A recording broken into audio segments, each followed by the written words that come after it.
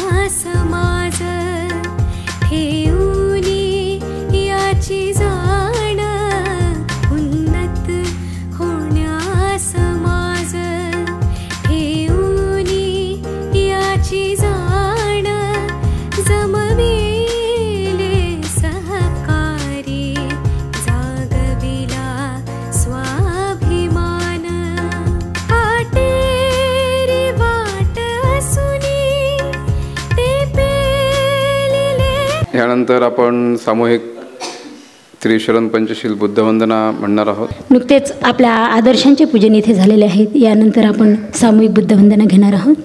त्रिरत्न नमन। अरहं सम्मा संबुद्धो भगवा बुद्धं भगवन्तं अभिवादेमि। स्वाखातो भगवता धम्मो धम्मं नमस्सामि। सुपटिपन्नो भगवतो सावकसंघो संघं नमामि। नमो तस्स भगवतो अरहतो सम्मा संबुद्धस्स। नमो तस्स भगवतो अरहतो सम्मा संबुद्धस्स। नमो तस्स भगवतो अरहतो सम्मा संबुद्धस्स। बुद्धं शरणं गच्छामि, धम्मं शरणं गच्छामि, संघं शरणं गच्छामि। द्वितीयंपि बुद्धं शरणं गच्छामि, द्वितीयंपि धम्मं शरणं गच्छामि, द्वितीयंपि संघं शरणं गच्छामि, तृतीयंपि बुद्धं शरणं गच्छामि, तृतीयंपि धम्मं शरणं गच्छामि, तृतीयंपि संघं शरणं गच्छामि। पानातिपाता वेरमणि सिक्खापदं समादयामि। अदिन्नदाना वेरमणि सिक्खापदं समादयामि। कामेषु मिच्छाचारा वेरमणि सिक्खापदं समादयामि। मुसावादा वेरमणि सिक्खापदं समादयामि। सुरामेरय मज्जप्रमादठाना वेरमणि सिक्खापदं समादयामि। साधु साधु साधु। भारताच्या संविधानाची प्रास्ताविका आपण घेणार आहोत। मी सर्व सन्माननीय मान्यवरांना विनंती करते की सर्वांनी आपापल्या जागेवर उभे राहावे। सावधान। सर्वांचा राईट हँड समोर। आम्ही भारताचे लोक, भारताचे एक सर्व समाजवादी, धर्मनिरपेक्ष, लोकशाही गणराज्य घडवण्याचा व त्याच्या सर्व नागरिकास सामाजिक, आर्थिक व राजनैतिक न्याय, विचार, अभिव्यक्ती, विश्वास, श्रद्धा व उपासना यांचे स्वातंत्र्य, दर्जाची व संधीची समानता निश्चितपणे प्राप्त करून देण्याचा आणि त्या सर्वांमध्ये व्यक्तीची प्रतिष्ठा व राष्ट्राची एकता आणि एकात्मता यांचे आश्वासन देणारी बंधुता प्रवर्धित करण्याचा संकल्पपूर्वक निर्धार करून आमच्या संविधान सभेत आज दिनांक 26 नोव्हेंबर 1949 रोजी याद्वारे हे संविधान अंगीकृत आणि अधिनियमित करून स्वतः प्रत अर्पण करत आहोत। जय भीम।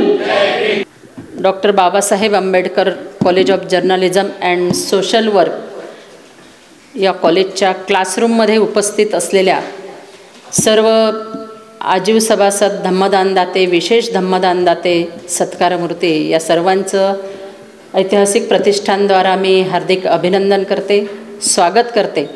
आणि आजचा आपला बुद्धवंदनेचा कार्यक्रम नुकताच आटोपलेला आहे। आपण चिंतन सभा या मुख्य कार्यक्रमाकडे वळणार आहोत।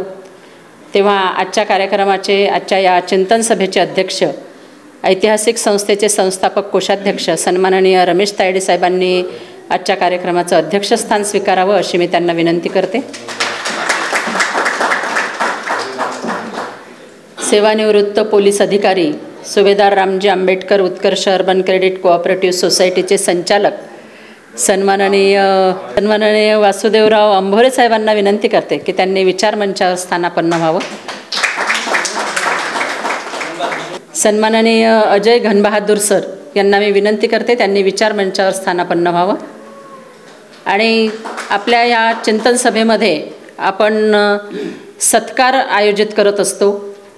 आज आपण आपल्या सुभेदार Ramji Ambedkar Utkarsh urban credit cooperative सोसायटीचे कर्मचारी सन्माननीय नितीन भगत साहेब यांचा सत्कार इथे आयोजित केलेला आहे। आपण त्यांना तसं आमंत्रितसुद्धा केलेलं आहे। तेव्हा सन्माननीय भगत साहेबांना मी विनंती करते की त्यांनी विचारमंचावर स्थानापन्न व्हावं।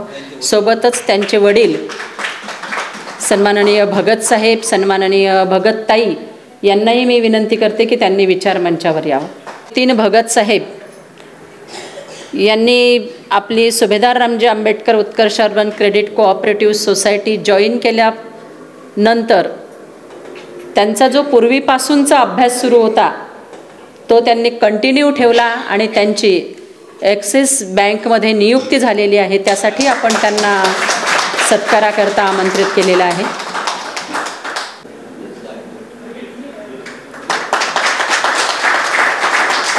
सन्माननीय वासुदेवरावजी अंभोरे साहेबांच्या स्वागताकरता मी विनंती करते सन्माननीय भालेराव साहेबांना। त्यांनी सन्माननीय वासुदेवरावजी अंभोरे साहेब यांचं पुष्प देऊन स्वागत करावं। सन्माननीय अजय घनबहादूर सरांच्या स्वागताकरता मी विनंती करते सन्माननीय शैलेश गोपनारायण यांना। सन्माननीय दौलतराव भगत साहेब यांच्या स्वागताकरता मी विनंती करते सन्माननीय BN बोरकर सरांना। त्यांनी सन्माननीय भगत सरांचं पुष्प देऊन स्वागत करावं। सन्माननीय आयुष्यमती भगत ताई यांच्या स्वागताकरता मी विनंती करते सन्माननीय दामोदर ताई यांना। त्यांनी सन्माननीय भगतताईंचं पुष्प देऊन स्वागत करावं. चिंतन सभेचं प्रास्ताविक सन्माननीय विलासभाऊ धांडे, संचालक सुभेदार Ramji Ambedkar Utkarsh urban credit cooperative society यांनी प्रास्ताविक करावं अशी मी त्यांना विनंती करते. तेच उपस्थित झालेले सन्माननीय अशोक इंगळे सर, ऐतिहासिक संस्थेचे संस्थापक सचिव, यांच्या स्वागताकरता मी विनंती करते सन्माननीय पंजाबराव अंभोरे साहेबांना. त्यांनी सन्माननीय इंगळे साहेबांचं पुष्प देऊन स्वागत करावं. आणि विलासभाऊ धांडे यांनी प्रास्ताविक करावं अशी विनंती करते. तथागत भगवान गौतम बुद्ध, बोधिसत्व परमपूज्य डॉक्टर बाबासाहेब आंबेडकर तथा समस्त महामानवांच्या पावन विचारांना या ठिकाणी त्रिवार अभिवादन. आजच्या या चिंतन मनन सभेचे अध्यक्ष डॉक्टर बाबासाहेब आंबेडकर बहुउद्देशीय उत्कर्ष प्रतिष्ठान या ऐतिहासिक संस्थेचे कोषाध्यक्ष सन्माननीय रमेशजी तायडे साहेब, विचारमंचावर असलेले प्रमुख अतिथी तथा सत्कारमूर्ती, या ऐतिहासिक प्रतिष्ठानचे संस्थापक सचिव सन्मान्य अशोकजी इंगळे सर, या ऐतिहासिक प्रतिष्ठानचे धम्मदानदाते आजीव सदस्य सन्मान्य अंभोरे साहेब, या ऐतिहासिक प्रतिष्ठानचे विशेष धम्मदानदाते तथा आजीव सदस्य सन्मान्य गणबहादूर सर, तसेच आज ज्यांचा आपण सत्काराचं आयोजन केलेलं आहे तो परिवार या ठिकाणी भगत परिवार, त्यांचे चिरंजीव नितीन भगत आणि त्यांचा परिवार, उपस्थित बंधू आणि भगिनींनो, नेहमीप्रमाणेच या सभेचं आयोजन या ठिकाणी आपण केलेलं आहे. त्यानुसार आपला या कार्यक्रमाचा प्रमुख घटक, अविभाज्य घटक ज्याला म्हणू आपण, तोच ते सत्कार, सन्मान, विशेष कामगिरी केलेल्यांचा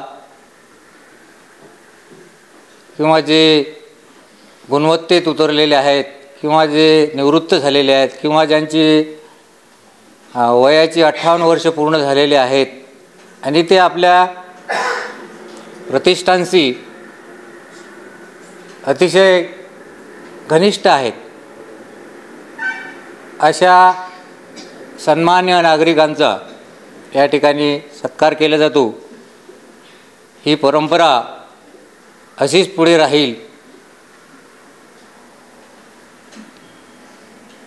त्यानुसार आजच्या कार्यक्रमाचा जे मुख्य भाग आहे प्रास्ताविकाचा, तर प्रास्ताविक म्हटलं म्हणजे मोठंही करता येते, लहानही करता येते, परंतु ते प्रास्ताविक असलं पाहिजे. काही लोकांना प्रास्ताविक करायला सांगतात ते भाषणच करतात, मी तसं काही करणार नाही. काही लोकांना आभार व्यक्त करायला सांगतात ते भाषणच करतात, त्यातलाही भाग मी ओळखतो. यामुळे काय होईल, वेळेची बचत होईल. बरेचसे लोक अर्धवट काम सोडून आलेले असतात किंवा काम पुरं करायचं असते, ज्यामुळे प्रत्येक जणाला घाई असते. त्या पद्धतीनं ही जी योजना आहे ही सर्वांच्या हिताची आहे. आपल्याला माहिती आहे डॉक्टर बाबासाहेब आंबेडकर बहुउद्देशीय उत्कर्ष प्रतिष्ठान या ऐतिहासिक संस्थेच्या बहुउद्देशीय जे उपक्रम आहेत, ज्या योजना आहेत, त्या योजना ते उपक्रम हे आज रोजी आपल्याला पूर्णत्वाकडे, काही पूर्ण झालेले आणि काहींची नवीन वाटचाल आपण पाहतो, ऐकतो. अतिशय स्वाभिमानाची आणि अभिमानाची गोष्ट आहे. हे एवढं मोठं भव्य दिव्य ही वास्तू, 4 मजली वास्तू, आणि अशा 4 मजली काय 8 मजली 10 मजली वास्तू या प्रतिष्ठानला अपेक्षित आहेत आणि त्याकडे हळूहळू वाटचाल सुरू आहे. त्याच्यामध्ये बरेचसे उपक्रम आहेत ते आपल्याला माहिती आहे. पतसंस्था आहे, तिकडे हॉस्टेलचं काम आहे. ह्या साऱ्या गोष्टी नुसतं दानातून झालेल्या नाहीत, हे लक्षात घेण्यासारखं आहे. याच्यासाठी वेगवेगळ्या योजना आहेत. त्या योजनेमधून हा पैसा आलेला आहे आणि त्या योजनेमध्ये आपण स्वतः आणि इतरांनासुद्धा सहभागी केलेला आहे आणि पुढेसुद्धा सहभागी करणार आहोत. त्याच्याशिवाय पर्याय नाही. त्यातला एक मूळ मुद्दा, मुख्य जो बचत गट आहे आपला, जी पतसंस्था आहे, इथून खऱ्या प्रगतीची सुरुवात झालेली आहे. नुसतं दानावर आज ज्या अवस्थेत आहोत आपण, ती अवस्था पाहू शकलो नसतो आपण. या दानाव्यतिरिक्त जो काही निधी गोळा करण्यात आला आहे तो विविध प्रकारच्या योजनांमधून, उदाहरणार्थ बचत गट, उदाहरणार्थ पतसंस्था आणि त्यानंतरही बँकेचं नियोजन आहे. म्हणून प्रत्येकानं ह्या ज्या आर्थिक दृष्टीनं सबल करणाऱ्या योजना आहेत, बचत गट आहेत आणि पतसंस्था, याच्यामध्ये सहभागी व्हावं. आपल्या ज्या बाहेरील बँकेत एफ.डी असतील ते इकडे आणाव्या, पैसा आणाव्या, इकडे फिक्स कराव्या, कारण इथं सर्वात जास्त व्याज दिलं जाते. आणि प्रतिष्ठानचं जे ब्रीदवाक्य आहे की प्रतिष्ठान हे कोणाचंही फुकटचं घेत नाही, त्याचा मोबदला कितीतरी पटीनं आपण समाजाला देत आहोत सध्या. आणि त्या मोबदल्याचा सुद्धा उल्लेख या ठिकाणी वारंवार व्हायला पाहिजे असं मला वाटते. याचाच अर्थ आपण फुकट देत नाही, फुकट घेत नाही असा अर्थ यामधून निघू शकते. तर असो, बोलण्यासारखं भरपूर आहे. या ठिकाणी सत्काराचं आयोजन आहे आणि शॉर्टकट असा आजचा कार्यक्रम आहे. त्याच्यामुळे मी माझं हे बोलणंसुद्धा संक्षिप्त स्वरूपात या ठिकाणी समाप्त करतो आणि एकदा पुनश्च एकदा सर्वांना या प्रतिष्ठानच्या यशस्वी कार्यात सहभागी होण्याचं आवाहन करतो आणि या ठिकाणी मी थांबतो. धन्यवाद. धन्यवाद साहेब. अतिशय थोडक्यात परंतु विस्तृत अशी माहिती आपण इथे विशद केलेली आहे. आजचे जे सत्कारमूर्ती आहेत, सन्माननीय नितीन भगत साहेब, जे आपल्या सुभेदार Ramji Ambedkar Utkarsh urban credit cooperative सोसायटीचे कर्मचारी आहेत. त्यांनी स्पर्धा परीक्षा देऊन एक मोठी भरारी घेतलेली आहे. ॲक्सिस बँकमध्ये त्यांची नियुक्ती झालेली आहे आणि म्हणून त्यांना आज आपण इथे सत्कारासाठी आमंत्रित केलेले आहे. तेव्हा आजच्या कार्यक्रमाचे अध्यक्ष सन्माननीय रमेश तायडे साहेब आणि विचारमंच यांना मी विनंती करते की सन्माननीय नितीन भगत, त्यांचे आई आणि वडील यांचा सत्कार करावा. सन्माननीय नितीन भगत यांचा शॉल आणि बुके देऊन सत्कार करावा. सोबतच त्यांचे आई आणि वडील यांनाही सत्कारामध्ये सहभागी व्हायचं आहे.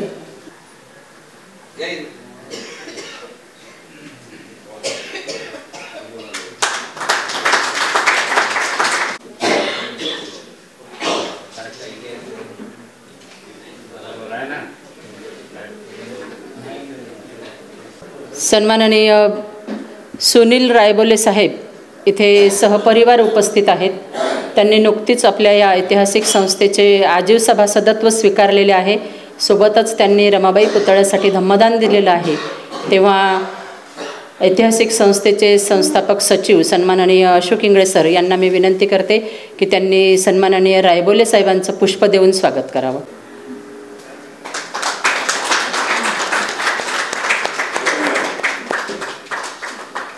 आपल्या इथे सन्माननीय रवींद्र वानखडे साहेब, जे की MSEB या कार्यालयामधून सेवानिवृत्त झालेले आहेत आणि सेवानिवृत्तीनंतर त्यांनी आपल्या इथले अशोका एंटरप्राइजेस जॉईन केले होते, परंतु त्यांना मध्येच थोडं आजाराने घेरल्यामुळे ते काही दिवस सुट्टीवर होते. आता सुट्टीहून ते नुकतेच रुजू झालेले आहेत. तेव्हा त्यांचं स्वागत म्हणून सन्माननीय वासुदेवरावजी अंभोरे साहेब यांना मी विनंती करते की सन्माननीय रवींद्र वानखडे साहेब आणि त्यांचे चिरंजीव रोहित वानखडे साहेब या दोघांचंही बुके देऊन सन्माननीय अंभोरे साहेबांनी स्वागत करावं अशी मी त्यांना विनंती करते. जन करीत असतात, त्यामुळे त्यांचंही इथे स्वागत आहे. यानंतर मी विनंती करते सन्माननीय दौलतराव भगत साहेबांना त्यांनी आपले विचार व्यक्त करावेत. महाकारुणिक तथागत गौतम बुद्ध, भारतीय घटनेचे शिल्पकार बोधिसत्व डॉक्टर बाबासाहेब आंबेडकर, राजर्षी शाहू महाराज, शिवाजी महाराज, महात्मा फुले, सावित्रीबाई फुले या ठिकाणी उपस्थित असलेले आजच्या कार्यक्रमाचे अध्यक्ष आदरणीय Tayde sir, Ingle sir, Ambhore sir, Dande sir, परत Ambhore sir, Awachar sir, Khanderao sir, या ठिकाणी सुभेदार रामजी आंबेडकर पतसंस्थेचे सर्व कर्मचारी वृंद, उपासक उपासिका, नेहमीप्रमाणे बुद्धवंदना हा कार्यक्रम आपण घेत असतो. त्याचबरोबर चिंतन सभा हा कार्यक्रमसुद्धा घेत असतो. आज आमच्या परिवाराचा जो सत्कार समारंभ आयोजित केलेला आहे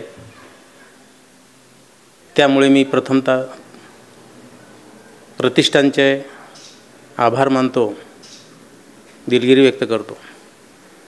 बोलण्यासारखं काही नाही, पण तरीही समाज सुधारण्यासाठी आपल्याला एकत्र येणं गरजेचं आहे. म्हणूनच हा कार्यक्रम नेहमी करता या ठिकाणी आयोजित केलेला असतो चिंतन कार्यक्रम. आता या चिंतनामधून आपल्याला काय साध्य करायचं आहे हे आपल्याला ठरवणं गरजेचं आहे. चिंतन कशासाठी, केव्हा, कसं करायचं याचं नियोजन करून आपल्याला आपली आणि समाजाची प्रगती साधणं गरजेचं आहे. आज हा मोठा आपल्यापुढे प्रश्न उभा झालेला आहे.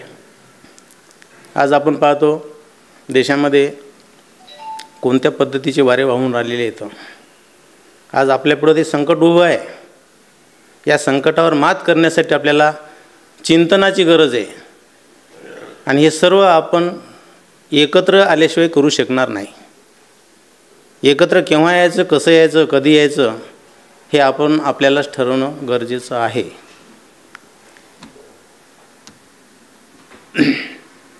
समाजामध्ये जे काही विदारकता आपण पाहतो, आज भीषण परिस्थिती निर्माण झालेली आहे. यासाठी आपण आपला जो समाज झोपलेला आहे हा जागृत करणं गरजेचं आहे. या ठिकाणी जास्त बोलणार नाही. बऱ्याच मंडळीचे या ठिकाणी आपल्याला विचार ऐकायचे आहेत. पुढचाही कार्यक्रम मला बाहेर जायचं आहे, त्यामुळे मी माझे 2 शब्द आटोपते घेतो आणि सर्वांच्या वतीनं माफ करतो. धन्यवाद साहेब.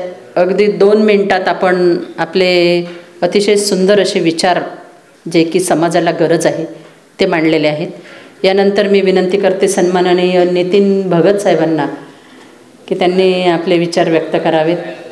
तुमचे जे सवंगडी आहेत त्यांनाही प्रेरणा मिळावी, त्यांनाही स्पर्धा परीक्षा द्यायची इच्छा व्हावी आणि नुसतंच इच्छा होऊ नये तर ते त्याच्यामध्ये पारंगत व्हावेत. त्यांचीही कुठेतरी गव्हर्मेंट सर्वंट म्हणून नियुक्ती व्हावी अशी एक विचार आपण व्यक्त करावेत.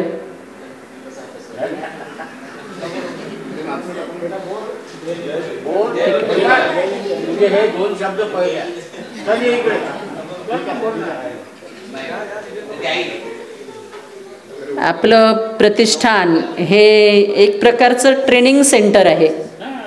इथून आपण तयार होऊन बाहेर निघालो पाहिजे आणि जिथे कुठे गेलो तिथे असं बिलकुल खणखणीत नाण्यासारखं वाजलं पाहिजे की नाही खरंच प्रतिष्ठानहून आलेले आहेत, ही ओळख आपली तिथे एक निर्माण झाली पाहिजे. आणि त्यासाठी म्हणून आपण आपल्या कर्मचाऱ्यांनासुद्धा इथे प्रोत्साहित करत असतो. यानंतर मी विनंती करते सन्माननीय अजय घनबहादूर सरांना, त्यांनी आपले विचार व्यक्त करावेत.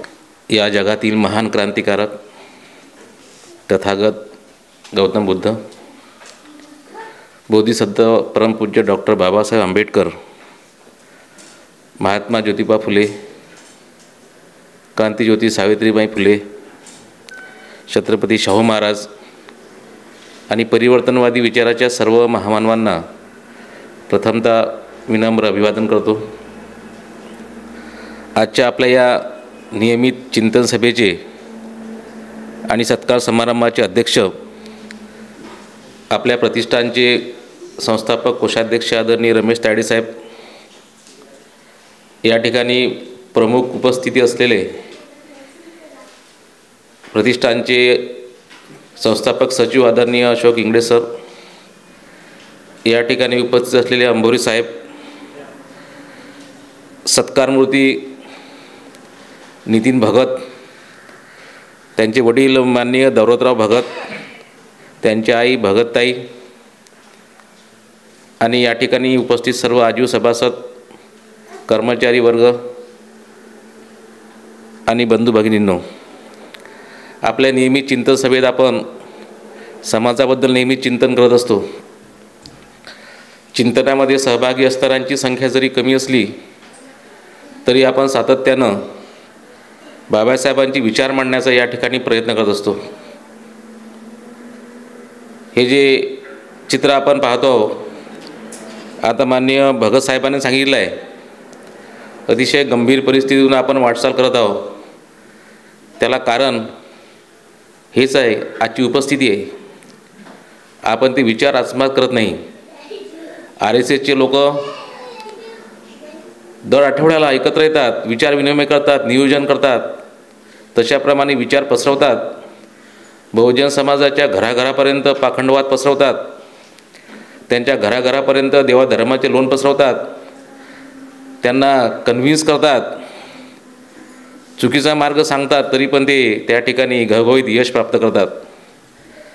आपल्याकडे चांगला मार्ग असूनही, भगवान बुद्धापासूनचे विचार असूनही, कबीराचे विचार असूनही, महात्मा फुलेंचे, छत्रपती शिवाजी महाराजांचे, शाहू महाराजांचे, डॉक्टर बाबासाहेब आंबेडकरांचे विचार असूनही आपले विचार बहुजनांच्या घराघरापर्यंत पोहोचत नाहीत.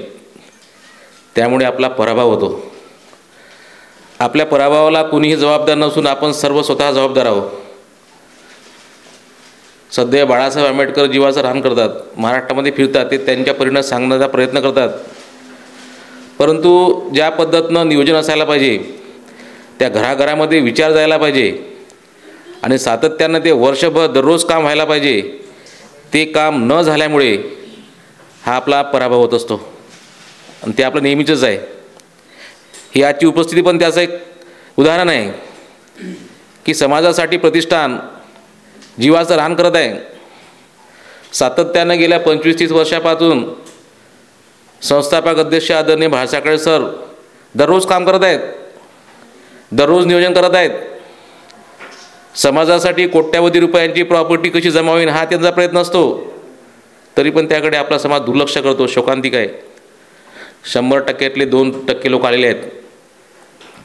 98% समाज आपला झोपलेला आहे. आपल्या पराभवाची कारण मी आज सांगतो आहे, कालचा निकाल लागला म्हणून. त्या निकालाचा संबंध आपल्या प्रतिष्ठानसोबत सुद्धा आहे. हे त्याचं कारण आहे. 98% लोक त्यांना असं वाटतं की आता आपलं व्यवस्थित झालं सगळं, ते सगळे आपल्या कामात गुंग आहेत. 2% लोक येतात. 2% लोक येऊन या ठिकाणी एवढी 100 कोटीची समाजाची प्रॉपर्टी उभी करतात. 98% लोकांनी विचार करण्याची गरज निर्माण झालेली आहे. आता आपलं आरक्षण संपणार आहे. आता आरक्षणाचं वर्गीकरणाला आता वेग येणार आहे. आपल्या 13-15% आता आपला 4-5-6% हिस्सा राहणार आहे. आता आणखी आपल्याला अर्धे लोक आपले नोकरी लागणार नाहीत. मोठ्या मुश्किलनं आपल्याला त्यात 15% 4-5 लोक आपले लागतील. बाकीचे इतर समाजचे लागतील. ते त्यांचं प्लॅनिंग आहे. ते त्यांचं प्लॅन करत आहेत. पण आपलं संघटन तरी सुरू नाही. तरी आपण ऐकत नाही. प्रतिष्ठानने एक मोठी आशा निर्माण केलेली आहे. प्रतिष्ठानने समाजासाठी एक मोठं भव्य दिव्य काम केलेलं आहे. या कामाच्या माध्यमातून प्रत्येक कुटुंबातल्या लोकांना या ठिकाणी रोजगार मिळणार आहे. चांगल्या प्रकारे जीवन जगण्यासाठी चांगला पगार मिळणार आहे. प्रतिष्ठानच्या इंडस्ट्री उभ्या करण्याचं प्लॅन आहे. त्यामध्ये शेकडो नोकऱ्या लागतील. प्रतिष्ठानचं 100 बेडचं मल्टी स्पेशालिटी हॉस्पिटल होणार आहे. त्यामध्ये नोकऱ्या लागतील. KG to PG शाळा उभ्या राहतील. त्यामध्ये नोकऱ्या लागतील. कोऑपरेटिव्ह फार्मिंगमध्ये किती लोकांना काम मिळेल. ही जी चाहूल आहे लागलेली आपल्याला आरक्षण बंद करण्याची, म्हणून सगळ्यांनी लक्षात घेणं आवश्यक आहे. येणाऱ्या काळामध्ये असं होणार आहे. आता तर आपले 5 वर्ष गेलेले आहेत. आपला आवाज उठवण्यासाठी एक पण आमदार त्या ठिकाणी नाही आहे. त्यांना पाहिजे त्या पद्धतीने ते नियोजन करू शकतात, पाहिजे त्या पद्धतीनं वर्गीकरण करू शकतात. आपण फक्त रस्त्यावर उतरून मोठमोठे भाषणं करू शकतो. 2-3 तास आपण 50,000 लोक जमा करू शकतो, पण रोजचं आपलं काहीच प्लॅन नाही आहे. ज्याप्रमाणे मनुवाद्यांचं रोजचं प्लॅन आहे, त्यांचं रोजचं नियोजन आहे की कुठल्या कुठल्या घरापर्यंत काय काय विचार पोचला पाहिजे. हा पारधी कसा आपल्याकडे आला पाहिजे, हा मांग कसा आला पाहिजे, हा झिंगाभोई कसा आला पाहिजे, हा पारधी कसा आला पाहिजे. आपलं काहीच नियोजन नाही आहे. आपण फक्त आपल्या थाटात सगळे गुंगाव. 2% लोक प्रयत्न करतात, त्यालाही आपण सहकार्य करत नाही. म्हणून अत्यंत गरज आहे समाजाला रोजच्या कामाची, रोजच्या नियोजनाची. आदरणीय भासाकडे सर, रमेश ताडे साहेब, अशोक इंगळे सर हे रोज काम करतात, रोज प्रसवतात, पण 3च माणसं आहेत. सातत्यानं प्रत्येक ठिकाणी प्रत्येक गावागावामध्ये अशा प्रकारच्या कार्यकर्त्यांची संख्या वाढणं आवश्यक आहे. त्या बहुजन समाजाच्या घराघरापर्यंत हा विचार जाणं आवश्यक आहे. तो विचार न गेल्यामुळे आपला पराभव आहे. म्हणजे आपल्या पराभवाला ते लोक कारणीभूत नाही आहेत, आपल्या पराभवाला आपण लोक कारणीभूत आहोत. कारण की आपले विचार चांगले असूनही, विकासाचे विचार असूनही आपण तिथपर्यंत जाऊ शकत नाही. प्रतिष्ठान आपण सांगू शकत नाही. प्रतिष्ठानच्या माध्यमातून आपण कितीतरी लोकांना एकत्र करू शकतो, कितीतरी लोकांना प्रेरणा देऊ शकतो. या ठिकाणी कशा प्रकारचा समाज असणार आहे, ही आर्थिक चळवळ कशी आहे, अशा प्रकारच्या खूप साऱ्या गोष्टी सांगू शकतो. आज तर आपल्याला काही वेळ नाही आहे, सर्वांना जायचं आहे. तर या ठिकाणी माझं सगळ्यांना नम्र आव्हान आहे की आता झालं गेलं विसरून जा, परंतु दररोज काहीतरी काम करा. फुले शाहू आंबेडकरी विचार त्या ठिकाणी पोचले पाहिजे. असा प्रयत्न जोपर्यंत होणार नाही, जोपर्यंत 100% लोक आपण यामध्ये इन्व्हॉल्व होणार नाही, तोपर्यंत आपला पराभव निश्चित आहे. मग यातून शिकायचं असेल तर आपल्याला चळवळीत सहभागी व्हा. प्रामुख्याने प्रतिष्ठानाशी संबंधित राहा. राजकारण सोडून द्या असं म्हणत नाही. राजकारण आवश्यक भाग आहे, तो करतोय, त्याचं प्लॅनिंग करावं लागेल. परंतु प्रतिष्ठानच्या माध्यमातून समाजाची एक आर्थिक ताकद निर्माण करा. सर्वांना पुढे न्यायचा प्रयत्न करा.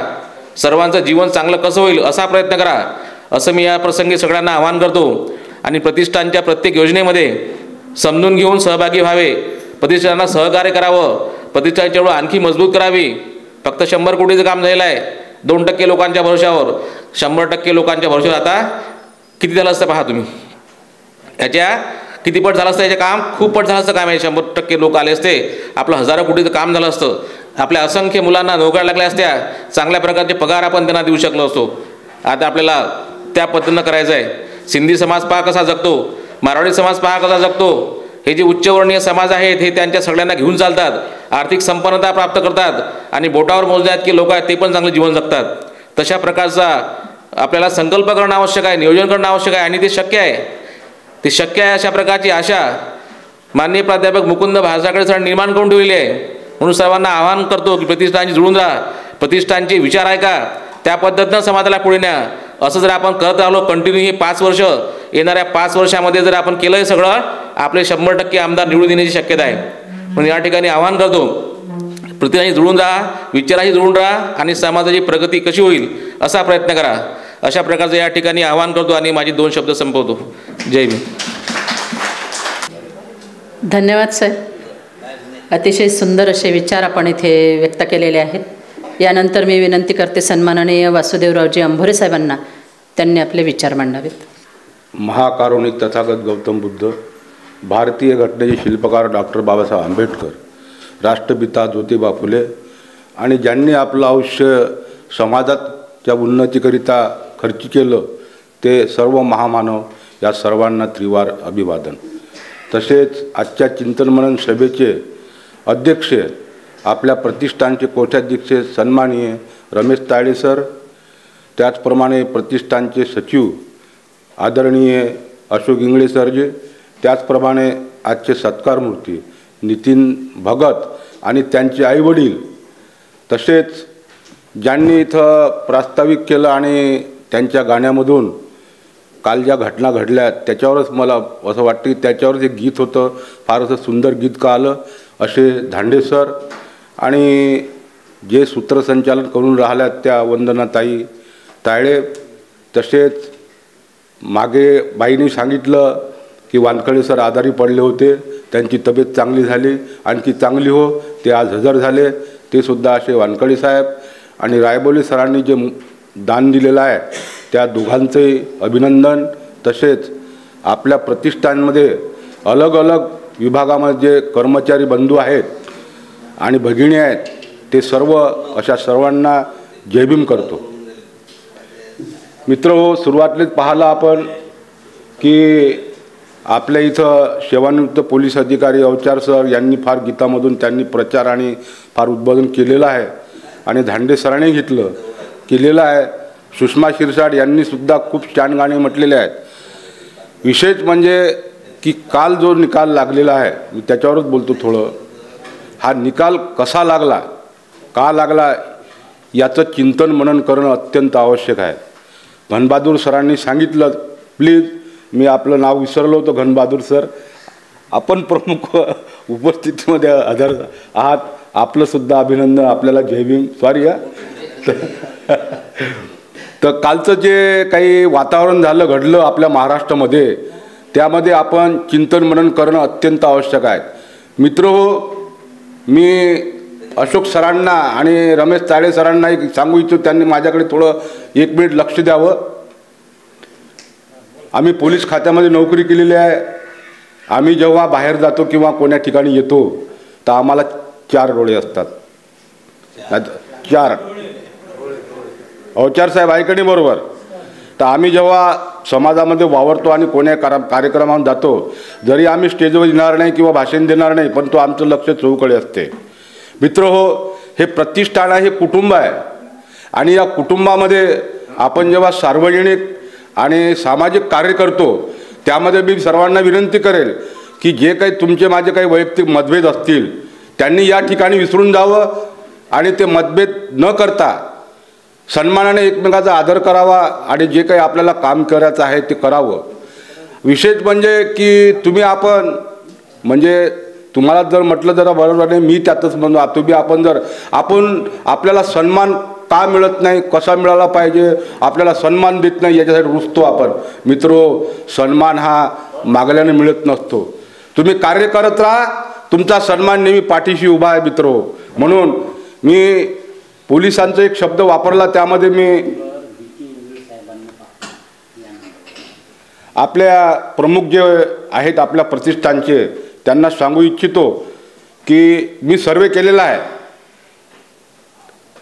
कारण काय आहे की काही लोक जे विघ्न संकटी असतात त्या लोकांना आपल्यामधले लोक तिकडे बाहेर त्यांना भडकवतात आणि त्यांना समजावून न सांगता उलट सल्ला देतात. माझ्या निदर्शनात आलेलं आहे. कृपया कोणाला वाईटच वाटत असेल त्यांनी मला स्वतः म्हणावं की का असं बोलता म्हणून. आणि इकडे स्टेजवर आलं म्हणजे त्याच्या विरुद्ध न बोलता तुम्ही दुसऱ्यांची तारीफ करता. मित्र हो, जर कोणी विघ्न संकटी असेल तर तुम्ही त्यांना चांगली सल्ला द्या, वाईट सल्ला देऊ नका.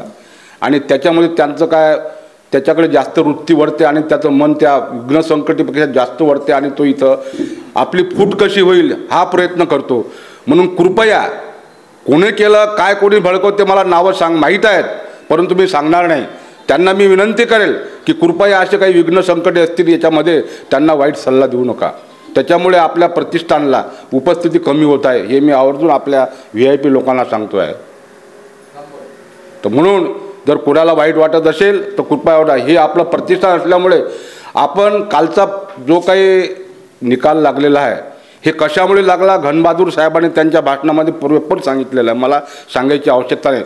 याचं कारण एकच की तुमची आपली फूट 50-50 पक्ष हे ते पक्ष आणि एकमेकांचा जो मार्ग चांगला दाखवतो त्यांच्यामध्ये अडथळा आणणं हे बरोबर नाही आहे. इतकंच मला सांगायचं आहे. आपण इथं आलेलो आहात, हे कुटुंब आहे, आपलं घर आहे. पुढे आपण म्हणाल की बा इथं प्रतिष्ठानला खूप प्रगती झाली असेल, पण त्याच्यापेक्षा 10 पटीने प्रगती करायला आहे मित्र, करायची आहे. म्हणून तुम्ही आपले प्रतिष्ठानचे काही जे कर्मचारी असतील त्यांनी आपले दोस्त मित्र यांना पुन्हा कसं दान भेटेल, कसं एफडी तयार इथं मिळेल, बचत गटामध्ये कसे सामील होते, जास्तीत जास्त प्रयत्न करावे असे मी सर्वांना आवाहन करतो. आणि मला आयोजकांनी इथं प्रमुख अतिथी म्हणून बोलावलं आणि मला 2 शब्द बोलण्याची संधी दिली, त्याबद्दल मी दिलगिरी व्यक्त करतो. कोणाला काही वाईट वाटत असेल, माझ्याविषयी बोललो असेल ते असू द्या, मला सांगा, परंतु कृपया या ठिकाणी कोणाचे विचार आचार कोणाला वाईट बोलू नका आणि कोणाला भडकवू नका, इतकीच विनंती करतो आणि सर्वांना जय भीम. इथंच थांबतो. धन्यवाद साहेब. अतिशय मोलाचा संदेश आपण दिलेला आहे की होत असेल तर चांगलं करा, नाही तर काहीच करू नका. खूप सुंदर विचार आपण इथे मांडलात. यानंतर मी विनंती करते सन्माननीय अशोक इंगळे सरांना, त्यांनी आपले विचार व्यक्त करावे. महाकारुणिक भगवान गौतम बुद्ध, बोधिसत्व डॉक्टर बाबासाहेब आंबेडकर आणि ज्या महामानवांनी आपलं जीवन मनुष्य सुखी व्हावा म्हणून अर्पित केलं, त्या सगळ्यांना त्रिवार अभिवादन. आजच्या सभेचे अध्यक्ष, आपल्या या प्रतिष्ठानचे कोषाध्यक्ष सन्माननीय रमेश तायडेसाहेब, मंचकावर उपस्थित आता ज्यांनी तुम्हाला खूप काही महत्त्वाच्या गोष्टी सांगितल्या आहेत, ते आमचे वासुदेवरावजी अंभोरे. त्याआधी आमच्या अजयनीसुद्धा, अजय घनबहादूर साहेबांनीसुद्धा अतिशय सुंदर भाष्य केलं आहे. आणि हे भाष्य याच्यासाठी आहेत की आपल्यात दुरुस्ती व्हावी. ठीक आहे, मी जास्त खोलवर जाणार नाही. आजचे सत्कारमूर्ती आपल्याच इथे जे कर्मचारी म्हणून काम करत आहेत, नितीन भगत, मी नितीन भगतच्या आईवडिलाचं हार्दिक स्वागत करतो, कारण की त्यांनी याला घडवलं. आणि हेच महत्त्वाचं आहे किंवा मुलं घडवली की ती स्वतःचं तर करतातच, पण समाजाचं कामसुद्धा करू शकतात. जेव्हा त्याला लावायचं होतं त्यावेळी आम्ही बसलो होतो आणि त्यांना सांगितलं होतं तुम्ही बिनधास्त राहा. आणि नितीनचं अभ्यास आणि एकाग्रता जर आम्ही संपादित केली तर आम्ही जे म्हणू ते करू शकतो. तर नितीनने ते काम केलं आहे. इथे नोकरी केली, अभ्यासही केला आणि तो ॲक्सिस बँकेत असिस्टंट मॅनेजर म्हणून त्याचं सिलेक्शन झालं. म्हणून त्याचं आपण अभिनंदन करू. एक अजून लक्षात घ्या, ॲक्सिस बँक सरकारी बँक नाही, खाजगी बँक आहे. आणि सध्या काल जो निकाल लागला, आता जी चिंता व्यक्त केली सगळ्या वक्त्यांनी, ती अत्यंत मार्मिक आहे. त्याचा आम्ही गांभीर्याने विचार केला पाहिजे. तर याच्यासाठी की खाजगी कंपन्या सध्या नोकरी देऊ शकतात, सरकारी कंपन्या आमच्या या सरकारने विकणे सुरू केलं आहे. त्यामुळं सरकारी नोकरी तुम्हाला लागणार नाही. खाजगी नोकरी थोडंही चुकले तर लाथ मारून काढून देतील, तुमच्या बाकीचा विचारच करणार नाही. त्यामुळं आम्ही आता सावध असलं पाहिजे.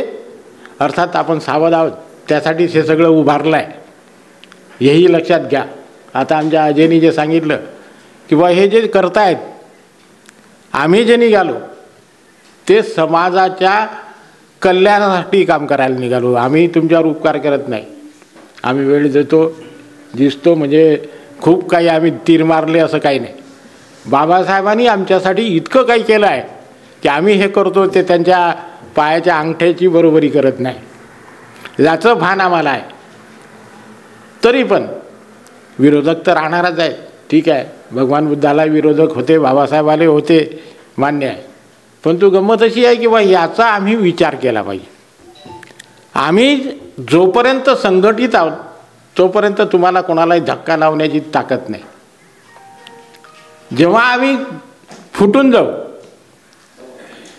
ते एक गोष्ट तुम्ही नेहमी ऐकली आहे किंवा एक काळी अशी तोडली तर तुटते, पण 3-4 काळ्या जर तुम्ही एकत्रित केल्या आणि त्या जर तोडायला लागले त्याला जोर लागतो. तशी गंमत आहे संघटनाची. आणि सध्या आमच्या चळवळीत संघटन बांधणं कठीण चाललं आहे. तसा समाज फार चांगला आहे. त्याचं उदाहरणही मी सांगेल तुम्हाला की आपल्या हे जे घडलं तुमचं भीमा कोरेगाव प्रकरण, त्या प्रकरणात बिना नेत्याचं आंदोलन उभं राहिलं. हे आपला समाज चांगला असण्याचं लक्षण आहे. कुठलाही नेता नव्हता, हे घेऊन राहिले प्रेस्टीज, हरकत नाही, परंतु ते कुठलाही नेता नसताना समाज उभा राहिला आहे आणि त्याच्या विरुद्ध भांडला आहे. मोठं आंदोलन झालं, सगळं महाराष्ट्र पेटवला होता आपल्या समाजाने. तर समाज चांगलाच आहे, परंतु गंमत अशी आहे की बा त्याला नेता चांगला मिळत नाही आहे. नियोजन करणारा नेता हा असला पाहिजे. आणि त्याचंच प्रतीक आपल्याला पाहायला मिळतं की आमचा एकही आमदार नाही आहे, एकही खासदार नाही आहे. म्हणजे आमच्याकडे नियोजन नाही आहे. नेता चांगला आहे, विचारी आहे, विद्वान आहे, सगळं आहे, परंतु गंमत अशी आहे की नेत्यांनीसुद्धा काही त्यांच्याच जवळचे, आपण मान्य करू, बाळासाहेब कमी नाहीत, विद्वान आहेत, परंतु गंमत अशी आहे की नियोजनाचा अभाव आहे. बाळासाहेबाचं आमचं वय सारखंच आहे असं नाही, परंतु गंमत अशी की बाळासाहेब बाबासाहेबाचेच नातू आहे. हा जो फरक आहे हा फरक टिकणारच आहे. आणि त्यामुळे लोक डोक्यावर त्यांना घेणारच आहेत. ते विद्वानही आहेत, आपलेही नेते आहेत, हे आपण मान्य करतो आहोत. परंतु गंमत अशी असते की बा आम्ही निरीक्षण परीक्षण हे अत्यंत चांगल्या दृष्टीनं केलं पाहिजे. काल आपल्या महाराष्ट्र राज्याचे बौद्ध महासभेचे अध्यक्ष, आमचे मित्र, सोबत शिकलो होतो आम्ही, UG बोराळे, आपल्या इथं काही कामानिमित्त आले आणि ती संधी साधून आम्ही त्यांचा सत्कार घेतला. सत्कार घेण्यापूर्वी आम्ही आपल्या पतसंस्थेत बसलो होतो. सहज मी त्यांना चिमटा काढला. म्हटलं, बोराळे साहेब, आपल्याला आपण काय चुकतो आहोत याचं संशोधन आम्ही केलं पाहिजे. काय येत नाही आहे, का होत नाही, जिल्हा परिषद आमच्या ताब्यात आहे, हे सगळं होते. आम्ही इतरांना आमदार खासदार निवडून देतो, ते आपल्यासोबत काही दिवस राहतात, सोडून जातात, असं का होते. तर जे जे चुकते आहे त्याच्यावर लक्ष देऊन आम्हाला त्याचं संशोधन करायचं आहे की आमच्यात काय कमी आहे. हे जर आम्ही शोधलं तर आम्ही पुढे प्रगती करू शकू, अन्यथा नाही. आणि आमचे घराणे मांडायसाठी कुठेतरी संसदेत, कुठेतरी विधानसभेत आमचे माणसं जाणं गरजेचं आहे. म्हणून आम्ही आमच्या चुका आम्ही पाहिल्या पाहिजे आणि त्या दुरुस्त केल्या पाहिजे. हेच काम आपण इथे करतो आहोत. आज रोजी आपल्याकडे 75 कर्मचारी जवळपास काम करत आहेत. आमचं बारीक लक्ष आहे. आता सांगितलं अंबोरे साहेबांनी आमच्या की आम्हाला 4 डोळे आहेत. आमचं 4 फक्त त्यांनी सांगितलं पोलीस डिपार्टमेंटला आहेत, पण पोलीस डिपार्टमेंटलाच आहेत असं नाही. जो सुज्ञ माणूस आहे त्याला 4 नाही 10 डोळे असतात. आणि त्याचं लक्ष आमचं बारकाईने लक्ष आहे, काय सुरू आहे काय नाही. मी 2 वर्षापासून मला हे सगळं माहीत आहे. कोण्या कर्मचाऱ्याकडे कोण जाते आहे, काय करते आहे, चांगलं बारीक लक्ष आहे माझं. कर्मचारी आळशी का होत आहेत, पण एक लक्षात घ्या, तुम्हाला इथं पगार मिळतो आणि मला मी दाव्याने सांगतो तुम्हाला कामं नाहीत, पगाराच्या हिशोबाने कामं नाही आहेत तुमच्याकडे, तरी पण आम्ही तुम्हाला चालवून राहिलो. वास्तविक खाजगी संस्थेत जर काम करत नसेल तर त्याला हाकलून दिले जाते. आणि तुम्ही हे जे अरेगरे येतात आणि तुम्हाला काही सांगतात त्यांचं ऐकता आणि तो तुमचा लीडर होतो. चांगलं लक्ष आहे आमचं, काही हे म्हणजे आम्हाला माहीत नाही असं काही नाही. तर ही हुशारकी करणं सोडा आणि आम्ही जे करतो आहोत याच्याकडे थोडंसं लक्ष द्या. आम्ही नोकरीवर होतो, आम्ही दोघंजणं जास्त नोकरीवर असताना आमच्याकडे जास्त वेळ होता. आमचे ताळेसाहेब नोकरीला होते, दिवसरात्र तिथे ते नुसतं नोकरीच करत नव्हते. नोकरी करत असताना त्यांनी सामाजिक कामं केलीत. अनेक लोक त्यांनी त्यांच्या हातात असल्यामुळे ते नोकरीवर राहू शकते. घरून बोलवून त्यांनी नोकऱ्या लावल्या आहेत लोकांना. हे काम त्यांच्या कल्याणासाठी नाही केलं, त्यांनी समाजाच्या कल्याणासाठी केलं. आणि आमच्या इथं जे कर्मचारी आहेत त्यांनी एक डोक्यात भरून घेतलं पाहिजे की तुम्ही नुसतं कर्मचारी नाही, तुम्ही याचे वंशजात, या संस्थेचे वंशजाचं काम आहे. किंवा समोरचे जे आपले वयोवृद्ध लोक जे करतायत त्यांच्या सारखं आपण काहीतरी केलं पाहिजे. जो माणूस स्वतःचं करून इतरांचं करतो त्याला मान सन्मान मिळतं. मी घरात बसत असेल आणि म्हणेल की मला लोकांनी डोक्यावर घेतलं पाहिजे तर शक्य नाही. तर काल जे आपले महाराष्ट्र राज्याचे अध्यक्ष झाले आहेत नुकतेच, दुसऱ्यांदा झाले, बोराळे साहेब, ते आले, त्यांना हे सगळं दाखवलं तर मोठे ते आश्चर्यचकित झाले. पण गंमत अशी की बा खुल्या दिलानं मान्य करायला लोक तयार नसतात. नाही चांगलं केलं म्हणे तुम्ही हे, परंतु असं खुल्या दिलानं नाही सांगितलं की बा हे फार चांगलं आहे. हरकत नाही, सगळे आपलेच आहेत. आपण जे आपली तारीफ करत नाही, आपल्यासाठी काही करत नाही, तेही आपलेच आहेत. त्यांच्यासाठी आम्हाला करायचं आहे. इतके सगळे विचार आम्ही बाबासाहेब पाळतो. आमचा आदर्श बाबासाहेब आहे. बाबासाहेबाला आपल्या समाजाने काय दिलं? काहीच नाही दिलं. पण त्या बाबासाहेबाच्या अथक प्रयत्नामुळं आम्ही आज सुखी संपन्न जीवन जगतो आहोत. स्वतःची मुलं गमावलीत, त्यांची चिंता नाही केली. रमाई आणि बाबासाहेबाचं जरा जीवन आठवा, जरा वाचा फुरसत मिळाली की. तर हे सगळं जे आहे हे त्यांच्याकडनं आपण घेतलं आहे. आणि म्हणून हे कुठलीही अपेक्षा न करता आपल्याला ही कामं करायची. तुम्ही सन्मान करा, नका करू, शिव्या द्या, काय करायचं करा. तुमच्या ज्ञानानुसार तुम्ही तुमच्या हिशोबाने काय करायचं करा. परंतु आम्ही हे काम जेव्हा हाती घेतलं आहे ते हे निश्चित समजा की आम्हाला जोपर्यंत त्याचं समाधान प्राप्त होत नाही तोपर्यंत आम्ही हे सतत करणार आहोत. आणि त्याच्यासाठी चांगल्या कामासाठी, मी वाईट कामासाठी नाही म्हणत, बुद्ध म्हणतात की बा चांगलं काम करण्यासाठी कोणाला नाही जमत. इतकंच नाही तर बुद्ध म्हणतात की बा हे समोर तुम्ही बसले आहात ना, तर हे आपण जे ऐकतो त्याला श्रोत म्हणतात. श्रोत ऐकणे, श्रोत म्हणजे ऐकणे. तर श्रोतापन्न एक ध्यान साधनेतली अवस्था आहे. तर ही अवस्था त्यावेळेसच प्राप्त होऊ शकते की तुम्ही बरोबर ऐकाल. आणि ऐकल्याने माणूस घडतो. तुम्ही लक्षात घ्या, हे सगळ्यांसाठी कामाचं आहे, विद्यार्थ्याच्याही आहे, आपल्याही आहे. ऐकल्याने माणूस घडतो. जो श्रोता चांगला असतो तोच विचार मांडू शकतो. तर हे सगळं आम्ही अवगत केलं पाहिजे. आणि हे जर तुम्ही अवगत करत नसाल तर आम्हाला चांगला कोण वाईट कोण हे समजणार नाही. आणि माणूस तो चांगला आहे जो अभ्यास करून, जो हे तत्त्वज्ञान अंगीकारून माणूस कोणता चांगला आहे आणि कोणता वाईट आहे हे ओळखू शकतो. हा माणूस हा बुद्धधर्मीय माणूस आहे. हे जेव्हा फेल होते, आपण जेव्हा माणसं ओळखू शकत नाही, तेव्हा मात्र हे सगळे आपले प्लॅनिंग ढासळून जातात. म्हणून आम्ही माणसं कशी आहेत, समाजशास्त्राचा विषय आहे हा, हे आपण शिकलं पाहिजे. माणसं ओळखणं शिकली पाहिजे. आणि माणसं ओळखणं त्याच वेळी आपण समजू ज्यावेळी आम्हाला बुद्ध समजेल, ज्यावेळी आम्हाला बाबासाहेब समजेल. तेव्हा आजच्या प्रसंगी आपण आमच्या बोलताना आमच्या धांडे सरांनी बोलता बोलता बोलून गेले, भावनिक होऊन बोलून गेले. काय बोललेत की बा जे आपल्याशी जुळले आहेत त्यांचा आपण सत्कार करतो, त्यांचाच नाही. जे जुळले नाहीत त्यांचाही आपण सत्कार करतो. त्याचं कारण आहे ते आपल्या समाजाचे आहे. आणि या सत्कारातून त्यांनी हे घ्यायचं आहे की आम्ही समाजासाठी काम केलं पाहिजे. सरांचाही तोच उद्देश होता. परंतु ते बोलताना बोलून गेले की बा आमच्याशी जुळलेल्या त्या असं नाही. सरांनाही ते माहीत आहे की आपल्याशी जे ओळख नाही ते येतात आणि सांगतात की आम्ही नोकरी केली, रिटायर झालो, त्याचाही सत्कार घेतो आपण. तर हे सगळं म्हणजे सरांची चूक झाली असं माझं म्हणणं नाही, त्यांना राग येऊ नये. तर हे जे आहे हे सगळं बोलत असताना आम्ही हे सगळं याचं भान ठेवलं पाहिजे. मी बोलत असताना तुम्ही दुखावू नये याचं मी भान ठेवलं पाहिजे. परंतु काही गोष्टी दुखावल्या गेले तरी चालते असाही माझा समज आहे. त्याचं कारण आहे आम्ही कटू बोललं नाही तर ते समजून घेतल्या जात नाही.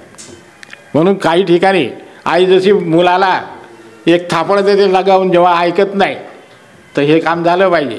पण ते आईच्या रूपानं झालं पाहिजे, दासीच्या नाही. बाबासाहेब बोलताना सांगायचे की गांधी हा तुमचा दासी प्रेम आहे गांधीचं तुमच्यावर, माझं आईचं प्रेम आहे.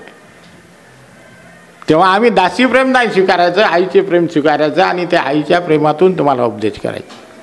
आणि उपदेश देण्याचा अधिकार त्याला आहे जो वागला पाहिजे तसा.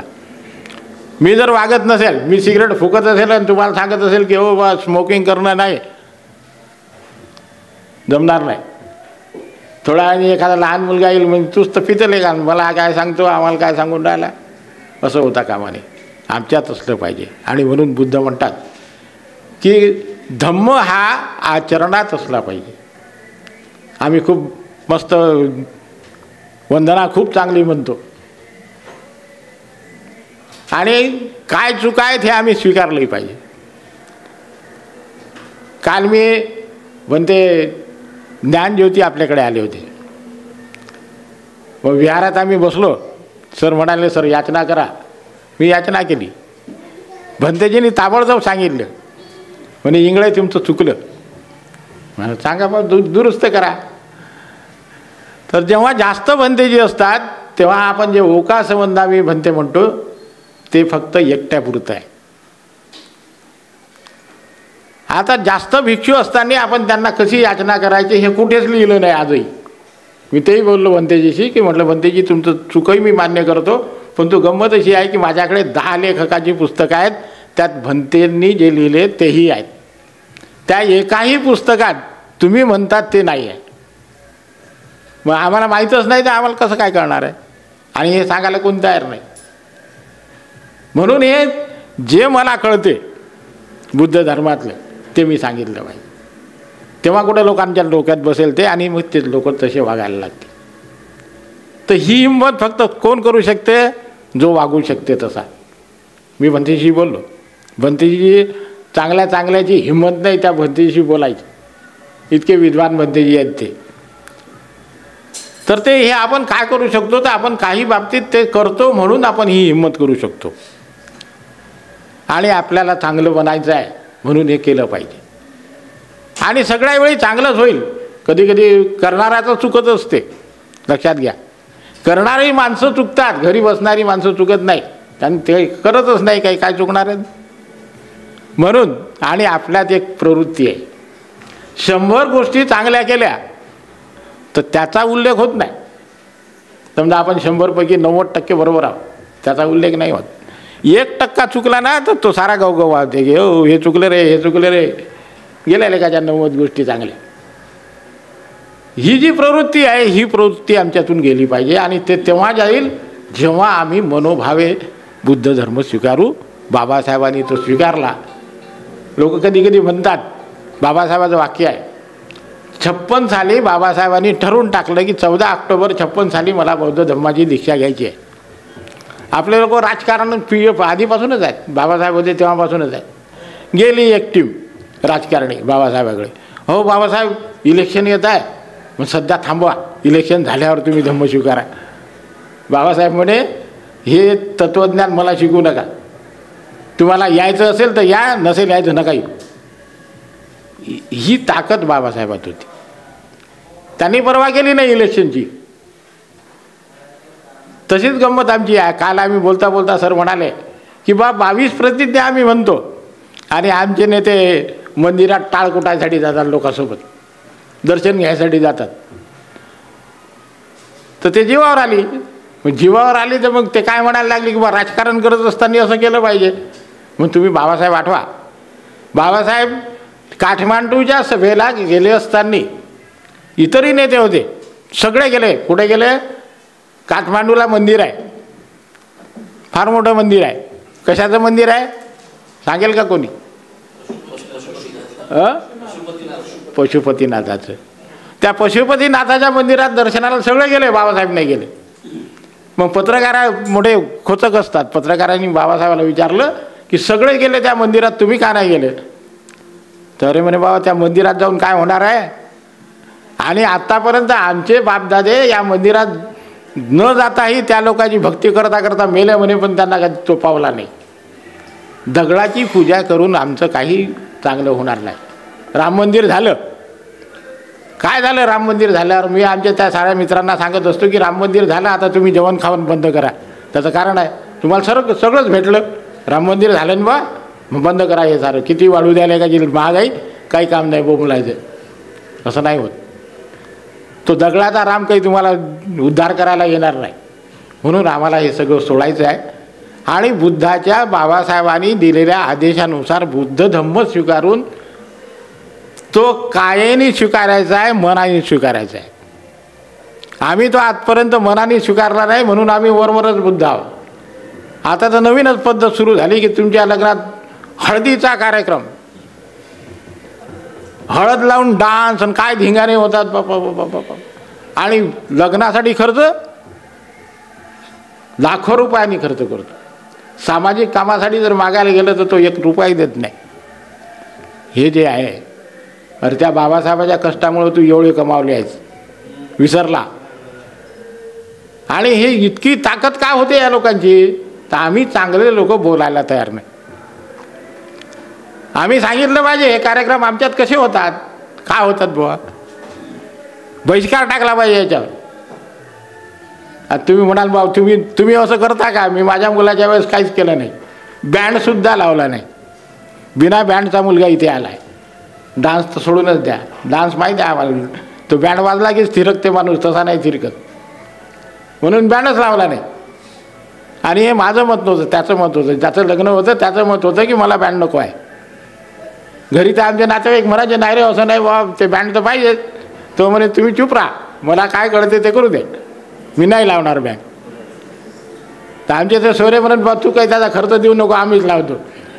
त्यातही त्याने ते मान्य केलं नाही. तर मग आम्ही संस्कार ही दिले पाहिजेत मुलांना, पुढच्या पिढीला, की कशातून चांगलं निर्माण आपण करू शकतो. आणि मी नेहमी सांगतो की बा वेळेचं महत्त्व जाणणं शिका. तुमचा वेळ आहे म्हणून आम्ही भरपूर घ्यावा असं निघत नाही. तर आमच्या सगळ्या याला नियोजनबद्ध वेळ असला पाहिजे. म्हणजे मी बोलतो तुम्ही ऐकता म्हणून मी बोलत राहायचं असं नाही होत. आम्ही तुमच्या मानसशास्त्रानं तुमचा अभ्यास केला पाहिजे आणि हे बोर झाले म्हणून लवकर सोडून दिलं पाहिजे, तसं होत नाही. माझं नेहमीच म्हणणं आहे सगळ्यांना की या कार्यक्रमाचं 2 तास हात आणला पाहिजे, त्याच्यानंतर चालू नये. पण तो ऐकत नाही कोणी. मग त्याचे परिणाम हे व्हायला लागले की आता संख्या कमी व्हायला लागली. आज चांगले दिसून राहिले, तुमचं सगळ्यांचं अभिनंदन, चांगले आहात म्हणून. पण याच्या पुढे आम्ही हे ठरवलं आहे की हा कार्यक्रम नियोजित वेळेतच झाला पाहिजे, नियोजित वेळेतच संपला पाहिजे, हे ठरवलं आहे. त्यामुळे तुम्ही चिंता नका करू. पुढच्या वेळेसपासून चांगली संख्या ठेवा आणि येत चला. आम्हाला चांगली जाण आहे, मला तर चांगली जाण आहे. मी गेल्या 55 वर्षापासून हेच काम करत आहे. मी वंदना सुरू केली होती सम्यक संबोधित, 1 तासात संपायची. पण त्यात वंदने चांगल्या गोष्टीला लोक येत नाहीत हे मला चांगलं माहिती आहे. शेवटी आम्ही 2घच जण होतो, मी आणि आमचे ओइंबे. तर म्हटलं हे तर आपल्याला सगळं माहीत आहे, मग यांच्यासाठी करतो, कशासाठी करायचं, मग बंद करून टाकेल. तर असं होता कामाने. आम्ही लोकांची मानसिकता ओळखली पाहिजे आणि आमची मानसिकता तशी झाली पाहिजे. हेच बुद्ध शिकवतो, हेच बाबासाहेब शिकवतो. त्यामुळं काय आहे की आपण आपल्यात सगळ्यात चांगले गुण आम्ही घेतले पाहिजेत. आमचे वानखेडे साहेब परत जॉईन झाले, त्याबद्दल मी त्यांचं अभिनंदनही करतो. आमच्या सागरचं सुद्धा अभिनंदन करतो, तो परत जुळला आणि आता काम करायला लागला. त्यामुळं आपलं योगदान, बाबासाहेब म्हणतात चळवळीसाठी पैसा, वेळ आणि मेहनत हे तिन्ही तुम्ही दिले पाहिजेत. तर हे आपण दिले पाहिजेत. आणि हे सगळं करत असताना तपासलं पाहिजे की आम्ही हे देतो त्याचा उपयोग चांगला होतो की नाही, याचाही तपास तुम्ही केला पाहिजे. तो जर चांगला होत नसेल तर निश्चित तुम्ही सांगा. तो चांगलाच झाला पाहिजे याचा आपण आग्रह धरला पाहिजे. तेव्हा तुम्ही भरपूर ऐकलत, मीही खूप बोललो. तेव्हा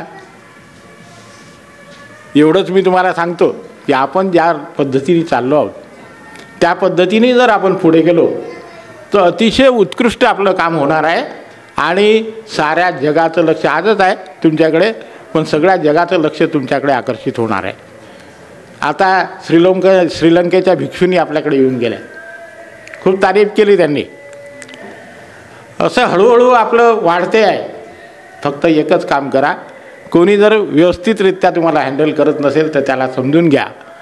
तोही आपलाच आहे, त्यालाही दुरुस्त करायचा आहे, हे बरोबर आहे, हे चॅलेंज आहे आपल्याकडे की तोही दुरुस्त झाला पाहिजे. पण तो गंमत अशी किंवा आपलं बिघडलं नाही पाहिजे याची दक्षता घ्या आणि ते व्यवस्थित चाललं पाहिजे.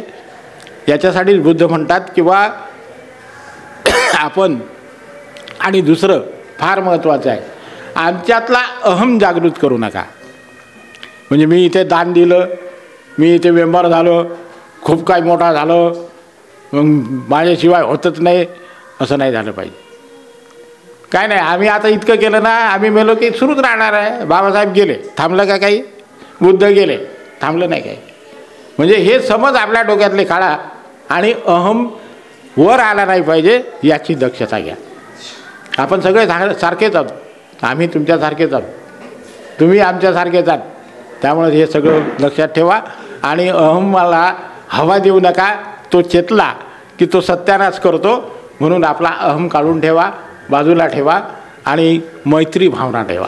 एकमेकाविषयी मैत्री भावना ठेवा. सगळं चांगलंच घडेल आणि चांगलं घडायसाठीच आपण निघालो आहोत याची मी शाश्वती देतो. आम्ही जोपर्यंत आहोत तोपर्यंत आम्ही चांगलंच करू. आमचं वेळ कमी आहे, आमच्याकडे तसे वर्ष कमी आहेत, आम्ही काही जास्त जगणार नाही. म्हणून ते सगळं जे नवीन मंडळी आहे त्यांनाच सांभाळायचं आहे. म्हणून त्यांच्यासाठी हे सगळं आहे किंवा तुम्ही चांगलं वागणं शिका आणि जितके चांगले गुण तुम्ही तुमच्याकडे ठेवाल तितका समाज तुम्हाला स्वीकृत करेल याचीही ग्वाही मी देतो. आणि आपण सगळ्यांनी माझं हे सगळं भाषण सगळं इकडचं तिकडचं सगळं तुम्ही ऐकलं, तुमचा वेळ दिला त्याबद्दल सर्वांचे मी आभार मानतो आणि इथे थांबतो. नमो बुद्धाय. जय भीम. धन्यवाद सर. आपण सर्वसमावेशक असे विचार इथे मांडलेले आहेत. आपल्या या ऐतिहासिक प्रतिष्ठानचे दरवर्षीप्रमाणे प्रतिष्ठान संरक्षण दलाची परेड दररोज सकाळी 6:30 ते 7:30 या वेळेत आजपासून सुरू झालेली आहे. आपणापैकी ज्यांना कोणाला इच्छा असेल म्हणण्यापेक्षा की आपण सर्वांनी आलंच पाहिजे. सकाळी 6:30 ते 7:30 या वेळेत योगा, व्यायाम, परेड ह्या सर्व गोष्टी सन्माननीय PT इंगळे साहेबांच्या देखरेखीत होत असतात. आज बुद्धविहाराच्या तिथेच समोरच्या बाजूला आपण हे संरक्षण दलाचा परेड घेतली, कारण खालच्या हॉलमध्ये आज साक्षगंधाचा कार्यक्रम असल्यामुळे तिथे ती तयारी झालेली होती. तो हॉल रिकामा नव्हता, परंतु उद्यापासून त्या हॉलमध्ये ही परेड होणार आहे. तेव्हा सर्वांनी 6:30 ते 7:30च्या दरम्यान, म्हणजे 6:30लाच यायचं, म्हणजे आपण 1 तास तिथे राहू. तुम्ही मध्ये आले तर परत सुरुवातीचा भाग तुमचा सुटून जाईल. म्हणून सर्वांनी उद्यापासून यावं अशी एक विनंती करते. आणि नुकतेच सन्माननीय अशोक सावदेकर यांचं निधन झालेलं आहे 2 दिवसापूर्वी. त्यांना श्रद्धांजली अर्पण करण्याकरता आपण सर्वांनी आपापल्या जागेवर उभं राहावं आणि 2 मिनिटे मौन पाळावं. सावधानची ऑर्डर मिळेल तेव्हा आपण मौनाला सुरुवात करणार आहोत. एक साथ सावधान.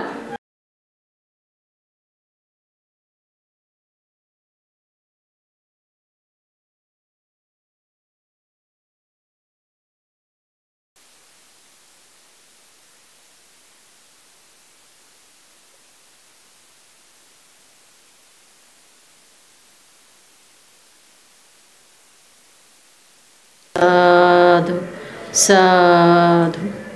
सर्वांनी आपापल्या जागेवर बसून घ्यावं.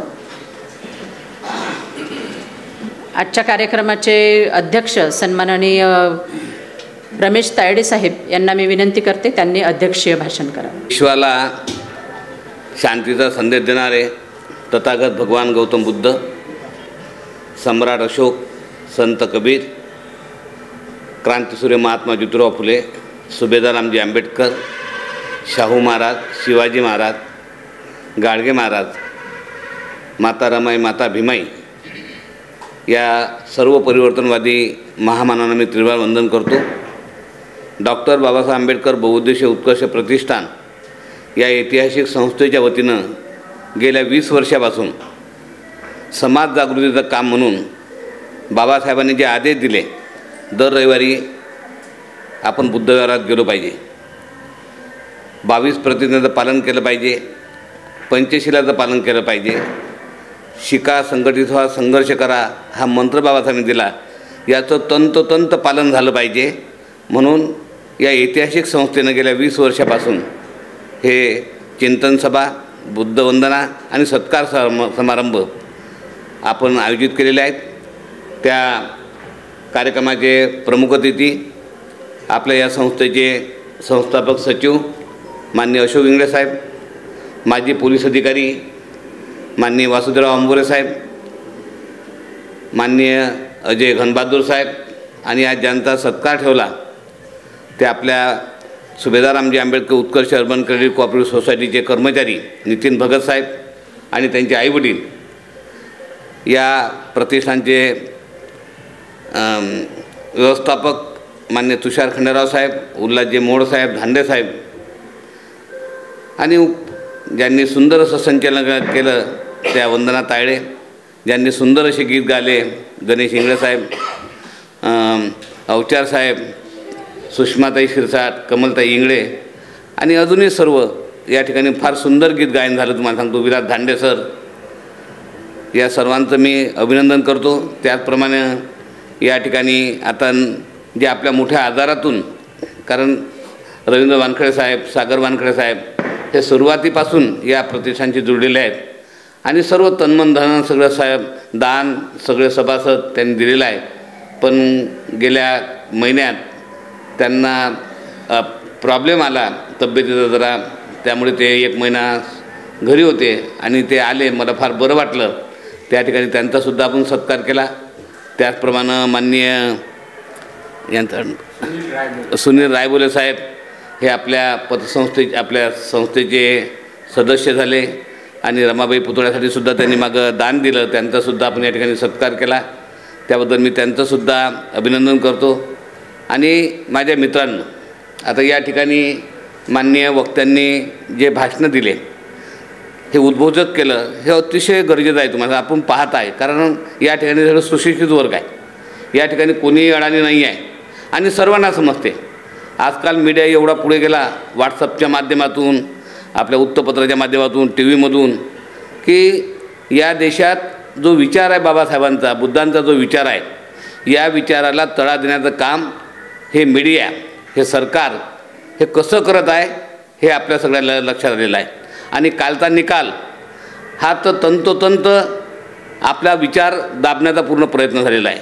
आणि जो विचार या देशाला समता, बंधुत्व, न्याय, प्रज्ञाशील, करुणा, समानतेचा अधिकार देतात, या समानतेवर सुद्धा गदा आलेली आहे. लोकशाहीला धोका निर्माण झालेला आहे याची सगळ्यांना जाणीव आहे. घरात सगळे फुटफुट करून राहिले, जो भेटील त्याच्यावर नाराजी आहे. काल तर काळा कुट्ट दिवस सगळ्यांसाठी होता असं मला वाटते. कारण सर्वांनी टी व्ही बंद केले, काही लोकांनी मोबाईल बंद केले, काही लोकांचे मला फोन आले की काय करावं, कसं करावं, सगळे चिंतित होते, परंतु जागृत होत नाही. आणि चिंता केल्यानं काहीच होत नाही. चिंता केल्यानं आजार वाढतात. तुम्ही जागृत व्हा. हे प्रतिष्ठान तुम्हाला जागृत करण्यासाठी गेल्या 20 वर्षापासून आपल्या जीवाचं रान करत आहे. आपल्याला माहीत आहे की आदरणीय प्राध्यापक मुकुंद भारसागळे सर ह्या सगळ्या योजना आखत आहेत. जागृतीचा विस्तव तुम्ही कधीही विजू देता कामा नाही, आपल्या समाज न्यायपत्राचं ब्रीद वाक्य आहे. परंतु या जागृतीकडे आम्ही दुर्लक्ष करतो, एवढं तुम्हाला मान्य करावं लागेल. आम्ही आपल्याला नाही म्हणत, कारण का आपला समाज फार मोठा आहे. त्या ठिकाणी लाखो करोडोची आपली संख्या या देशात आहे.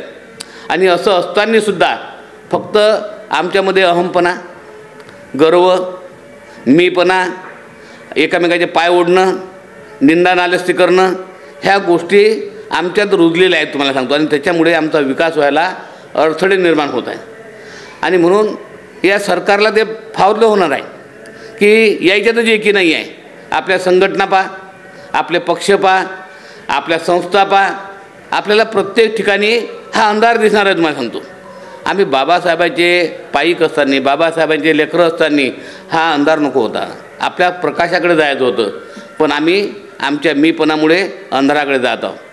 आता या 60 वर्षामध्ये मी जेव्हा जेव्हा जुने फोटो पाहतो, जुना इतिहास पाहतो, मनुस्मृतीमधले वाक्य पाहतो, हे काय या देशात आमच्या पूर्वजांनी काय भोगलं. त्यांना अन्नसुद्धा खायला नव्हतं. बाबासाहेबांनी कोणत्या कष्टानं, बघा तुम्ही, कोणती विमान सेवा नाही, कोणती रेल्वे सेवा नाही, जवळ पैसा नाही आणि असं असताना लंडन, अमेरिका, कोलंबिया, आज आपण मुंबईला जात नाही, नागपूरलाही जात नाही, अशा अवस्थेत बाबासाहेबांनी 32 डिग्र्या मिळवल्या. कशासाठी मिळवल्या माहीत आहे? तुमच्या तोंडाचं मडकं निघाव आणि पाठीचा मागचा झाडू सुटाव, यासाठी बाबासाहेबांनी अहोरात्र प्रयत्न केले, जीवाचं रान केलं. कारण बाबासाहेबांना 65 वर्ष मिळाली. आयुष्याच्या 65 वर्षामध्ये बाबासाहेबांनी संपूर्ण शिक्षण आणि एवढ्या मोठ्या 9 कोटी समाजाचा उद्धार, की ज्यांना तुम्हाला स्वातंत्र्य, समता, बंधुत्व दिली, या देशाला घटना दिली, पण आम्ही सगळं विसरलो. आज आम्ही सुटाबुटात आहोत. प्रत्येकाच्या घरी कार उभी आहे, प्रत्येकाचे सूट बूट लग्न आम्ही पाहतो, करोडोचा खर्च होतो, पण सामाजिक कामासाठी आम्ही अंग राखतो आहे. आता आम्ही जेव्हा फिरलो, आमचे अनुभव आम्ही तुम्हाला कधीच कथन करत नाही. काय अपमानास्पद आम्ही झेललं हे आम्ही कधी सांगत नाही, कारण आम्हाला सवय झाली. कारण जेव्हा हे काम आम्ही हाती घेतलं तेव्हाच ठरवलं होतं की लोक आपल्याला शेण मारतील, आपल्याला दगडं मारतील, तर हे सगळं निमूटपणे हसत सहन करायचं, हा आम्ही पहिले निश्चय केला होता. आणि म्हणून आम्ही त्याच्यावर कधी आम्हाला वाईट वाटत नाही. कारण मागच्या आहे की तुम्हाला सरांनी सांगितलं की एका वृत्तपत्रानं आमचे पाय बांधून तिघाईचे उलटं टांगलं होतं की हे समाजाचं गू खातात म्हणून. आता हे वाक्य बोलायला लाज वाटते, परंतु आम्ही म्हटलं याला उत्तर द्यायचं नाही, आपलं काम हे त्याचं उत्तर आहे तुम्हाला सांगतो. आणि म्हणून आज ज्यानं हे लिहिलं त्याला समाज बोलते आहे, आम्हाला नाही बोलत. आणि म्हणून माझ्या बंधूंनो, आपल्याला काम काम आणि काम, फक्त काम करायचं आहे तुम्हाला सांगतो. आणि काही मोठी गोष्ट नाही. मी आपल्या कर्मचाऱ्यांना सांगतो, पंचशिलाचं पालन करा, खोटेपणा करू नका. तुम्हाला सांगतो, आपण ज्याचा पगार घेतो त्याचं इमाने इकबारे काम करा. काही तुम्हाला कोणी म्हणणार नाही, कारण तुम्ही मालक आहात. तुम्हाला मालक मेंबरसारखा आम्ही ट्रीटमेंट देतो आहे. बाकीच्या आम्ही जेव्हा वाड्यात जातो ना, तेव्हा काय बोलतात, दुकानात काय बोलतात, आम्ही सगळं पाहिलेलं आहे. आम्ही किराणा दुकानात जातो, कपड्याच्या दुकानात जातो, त्या कर्मचाऱ्याला विचारतो की अरे बाबा तू किती वेळ काम करतो? 12 तास काम करतात, कानाखाली मारतात आणि शिव्याही देतात. हे स्वतः मी अनुभव तुम्ही विचारतो की बा कशी काय ट्रीटमेंट आहे. आणि म्हणून मी आपल्या कर्मचाऱ्यांना सांगतो की तुम्हाला स्वातंत्र्य, समता, बंधुता या ठिकाणी आदरणीय भारसागळे सरांचा विचार आहे की आपल्या कर्मचारी 8 तासापेक्षा काम देता कामा नाही, परंतु या कर्मचाऱ्यांनी 8 ताससुद्धा आपल्या या समाजाच्या प्रतिष्ठांसाठी काम केलं पाहिजे. आमच्या असं लक्षात येते की आता अनेक अनुभव आहेत. मी एका दुकानाला म्हणत नाही, कारण माझं सगळ्यांकडे लक्ष असते. तर या प्रतिष्ठानची भरभराटी होण्यासाठी, याची उन्नती होण्यासाठी खूप काम आहेत. अनेक म्हणतात आम्ही काय काम करावं? याचा प्रचार करा, याचा प्रसार करा. जी मंडळी आहे त्यांना इथं आणा, या प्रतिष्ठानच्या योजना सांगा. आपल्यासाठी आपल्या बँक तयार झाली, या बँकेत शेअर होल्डर आणा, FD आणा आणि आपला विकास करा. कारण सरांनी तुम्हाला एवढे फायदे दिले की तुम्ही FD आणली म्हणजे तुम्हाला 2% पगाराच्या व्यतिरिक्त असं जगात कुठंच नाही, तुम्हाला सांगतो. आणि म्हणून माझी सगळ्या कडकडे करा. हे बा तुम्हाला मी सांगतो, मी बोलतो कारण मी 32-33 वर्ष नोकरी केली, रात्र नोकरी केली. तुम्हाला सांगतो रात्र, की कधीही मी नाही म्हटलं नाही आणि मी कधीही माझ्या जीवनामध्ये लेट कुठे गेलो नाही. आणि म्हणून मी अपेक्षा करतो की मी लेट कुठेच जात नाही आणि मी खोटं कधी बोलत नाही. आपण खरं बोललं पाहिजे तुम्हाला सांगतो. आणि आपण खरं जर बोललो तर आपला विकास व्हायला वेळ लागत नाही. आता त्याचं एक उदाहरण तुमच्यासमोर नितीन आहे. नितीन या संस्थेमध्ये जॉईन झाला. त्याचा तेव्हा विचार होता, त्याच्या वडिलांनी मला सांगितलं, सरांना सांगितलं, इंगळे सर आम्ही तिघही होतो, की याला नोकरीची गरज आहे. म्हटलं काहीच हरकत नाही, कारण आपण नोकऱ्यासाठी इथं बसलेलो आहोत. आपल्याला हजारो लोकांना, आपल्या सुशिक्षित बेरोजगारांना नोकऱ्या द्यायच्या आहेत. आम्ही लगेच हो म्हटलं. आणि त्याचा अभ्यास सुरू होता. तो मागच्या महिन्यात माझ्या घरी आला की सर माझा अभ्यास होऊन मला UPSC MPSCचा अभ्यास करायचा आहे, मला वेळ भेटत नाही. म्हटलं तू 6 महिन्याची रजा घे, तुला पगार पण देऊ, तू फक्त अभ्यास कर, फक्त अभ्यास कर. आणि तुला ग्रंथालय विनामूल्य तुझा अभ्यास कर, तू ड्युटीच करू नको. आता ते समोर आहे, मी सांगतो. त्याच्या वडिलांना मी सुद्धा सांगितलं. तर त्याचा परिणाम बघा, त्याचं एवढं मोठं लक्ष अभ्यासाकडे होतं, तर तो ॲक्सिस बँकेमध्ये असिस्टंट मॅनेजर म्हणून लागला. आणि तुम्ही सगळे लागले पाहिजे. या संस्थेमध्ये जे कर्मचारी आता शुभांगीताई शिरसाट, त्या ज्युनियर कॉलेजवर लेक्चर लागल्या, त्यांचाही आपण मागं सत्कार केला. आणि म्हणून आमची इच्छा आहे, आता सरकारच्या नोकऱ्या, आता इंगळे सरांनी सांगितलं, ती बँक प्रायव्हेट आहे. तुम्हाला या देशामध्ये सरकारी नोकऱ्या आता शिल्लक राहिलेल्या नाही, कारण या सरकारनं सगळ्या सरकारी नोकऱ्या संपवलेल्या आहेत. आणि विशेष म्हणजे आपल्या बौद्धासाठी तर नाहीच नाही, कारण सगळ्यांच्या डोळ्यात बौद्ध समाज खुपतो आहे की या बौद्धांची प्रगती झाली. तुमचे बंगले पाहिले की त्यांची धडकी भरते, तुम्हाला सांगतो. जे बी म्हटलं की धडकी भरते, तुम्हाला सांगतो. परंतु काय झालं, धडकी भरणं ठीक आहे, पण आम्ही आमची चळवळ सोडली ना. आणि चळवळीसोबत आम्ही राहिलो नाही, तर आम्हाला गुलाम व्हायला काहीच वेळ लागणार नाही. माझ्या मित्रांनो, आज आम्ही जे सुखाचे घास खातो, आमच्या पिढ्यासुद्धा सुखानं राहिल्या पाहिजे, त्यासाठी आज प्रयत्न करा. तुम्ही आज जर घरी झोपले ना आणि चळवळीसाठी जर त्याग केला नाही, तर तुम्ही ज्या लोकांना, ज्या बालांना, ज्या नातवांना, ज्या गोड हातानं त्यांना तुम्ही गुलामगिरीत लोटवता, असं माझं स्पष्ट मत आहे. आणि म्हणून माझी तुम्हाला कळकळीची विनंती आहे की खाली एवढा 2000 लोक बसले, एवढा आपला बुद्ध धम्म संस्कार सभागृह आहे. मला तर सुरुवातीला खूप अपेक्षा होती, कारण हे काम जसं वर येत होतं तेव्हा आम्ही बघत होतो की आता गर्दी होईल, नंतर गर्दी होईल, आता हॉल भरीन, या रोडनं सगळ्या पांढऱ्या साड्या नेसून बाया येतील, इकडे पांढरे सगळं, असं माझं स्वप्न होतं. पण ते स्वप्न मी पाहिलं की आमचे लोक एवढे स्वार्थी झाले की सगळे झोपलेले आहेत. हा रविवार तुम्हाला बुद्ध विहारात जाण्यासाठी बाबासाहेबांनी दिलेला आहे. विहारामध्ये जाण्यासाठी बाबांनी सुट्टी दिली, फक्त घरी झोपायसाठी मटण खायसाठी सुट्टी दिलेली नाही आहे. पण आमचे लोक त्याचा दुरुपयोग करत आहेत, याचं खरंच दुःख आहे तुम्हाला सांगतो. आणि त्या दुःखाचं मानून तुम्ही रिझल्ट पाहता. तुमच्या सामाजिक अन्याय अत्याचार आहेत, राजकीय अत्याचार आहेत. आता याचं निर्वालन कोण करणार आहे? आताच मला आपल्या प्रबुद्ध टी व्हीचे जे जामनिक आहेत यांनी मला एक सांगितलं की साहेब, सगळ्या लोकांचे आता पाऊलं आपल्याकडे ओढून राहिले की आता राजकारण संपलं, आपल्याला प्रतिष्ठानकडे जाणं भाग आहे. बघा लोकांच्या भावना. कालच्या व्हॉट्सअपवर मेसेज आहे की आता आपल्याला प्रतिष्ठानशिवाय पर्याय नाही. प्रतिष्ठान आपली स्वतःची उन्नती करते, आपल्या समाजाचा विकास करते आणि आपल्या सगळ्या समस्यावर सोल्युशन देते. आणि म्हणून आपलं संसद, तुम्हाला सांगतो, आपल्याला कोणा संसदची गरज नाही, दिल्लीची नाही, मुंबईची नाही. आपली बौद्धांची संसद या ठिकाणी आदरणीय बाळासाहेब सरांच्या प्रयत्नामुळे निर्माण झालेली आहे. आणि म्हणून आपण आपले आमदार, आता आपण आमदार कधी होऊ? जेव्हा आपण त्याग करू. त्यागाशिवाय तर काहीच नाही. कारण इथं सरकारचा एकही पैसा घेतला नाही, या ठिकाणी सरकारचा एकही पैसा घेतला नाही, कोणी आमदाराचा घेतला नाही, कोण्या खासदाराचा घेतला नाही. मग एवढं 110 कोटीचं काम कसं केलं? जे काही सभासद झाले, इंग्रज सर नेहमी सांगतात 5-10 कोटी तुम्ही आकडा करा की जे 3-4 हजार सभासद आहेत, ज्यांनी धम्मदान 300-350 लोकांनी त्याचा आकडा काढा. 5 कोटी, 6 कोटी, 7 कोटी, 10 कोटी दारा तुम्ही. मग बाकीचा पैसा आला कुठून?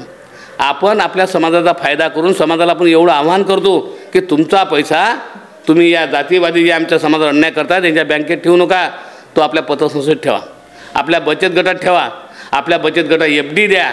आणि तुम्हाला या देशात कोणी जेवढं व्याज देत नाही एवढं 12% व्याज आपण देतो. तरी आमची मंडळी अजूनही मागं पुढे पाहिजे की आमचा पैसा 4%वाल्याने जिथं तुम्हाला उभं पूर्ण पाणी पाजत नाही, तासोनतास तुम्हाला लाईनमध्ये ठेवतात, त्या बँकेत अजूनही आमची मंडळी जे सुशिक्षित आहेत, ज्यांना लाखो रुपये पगार आहेत, ती मंडळी अजूनही स्टेट बँकेत, सेंट्रल बँकेत अजूनही म्हणतात. काय विश्वास आहे याच्यावर? मला सांगा. अजूनही आम्ही जेव्हा ह्या गोष्टी ऐकतो ते म्हणतात काय विश्वास आहे याच्यावर? हो, तुम्हाला एवढा विश्वास दिला तुमच्या घरपोच. तुम्हाला ATMसुद्धा फेल पडलेले आहेत. तुषार कुमार दरमहा तुम्हाला सांगतो 100 लोकांच्याकडे पेन्शन योजना सुरू आहे. कोणाला 15,000, कोणाला 20,000, कोणाला 25,000, 1 लाखापर्यंत आम्ही तुम्हाला घरपोच पैसे देतो. आणि हे गेल्या 15 वर्षापासून हे सुरू आहे. तरी तुम्ही विश्वास ठेवायला तयार नाही. एवढं मोठं काम झालं त्याच्यावर विश्वास ठेवत नाही. मग तुमची शैक्षणिक पात्रता लस मोठी झाली असं मला वाटते.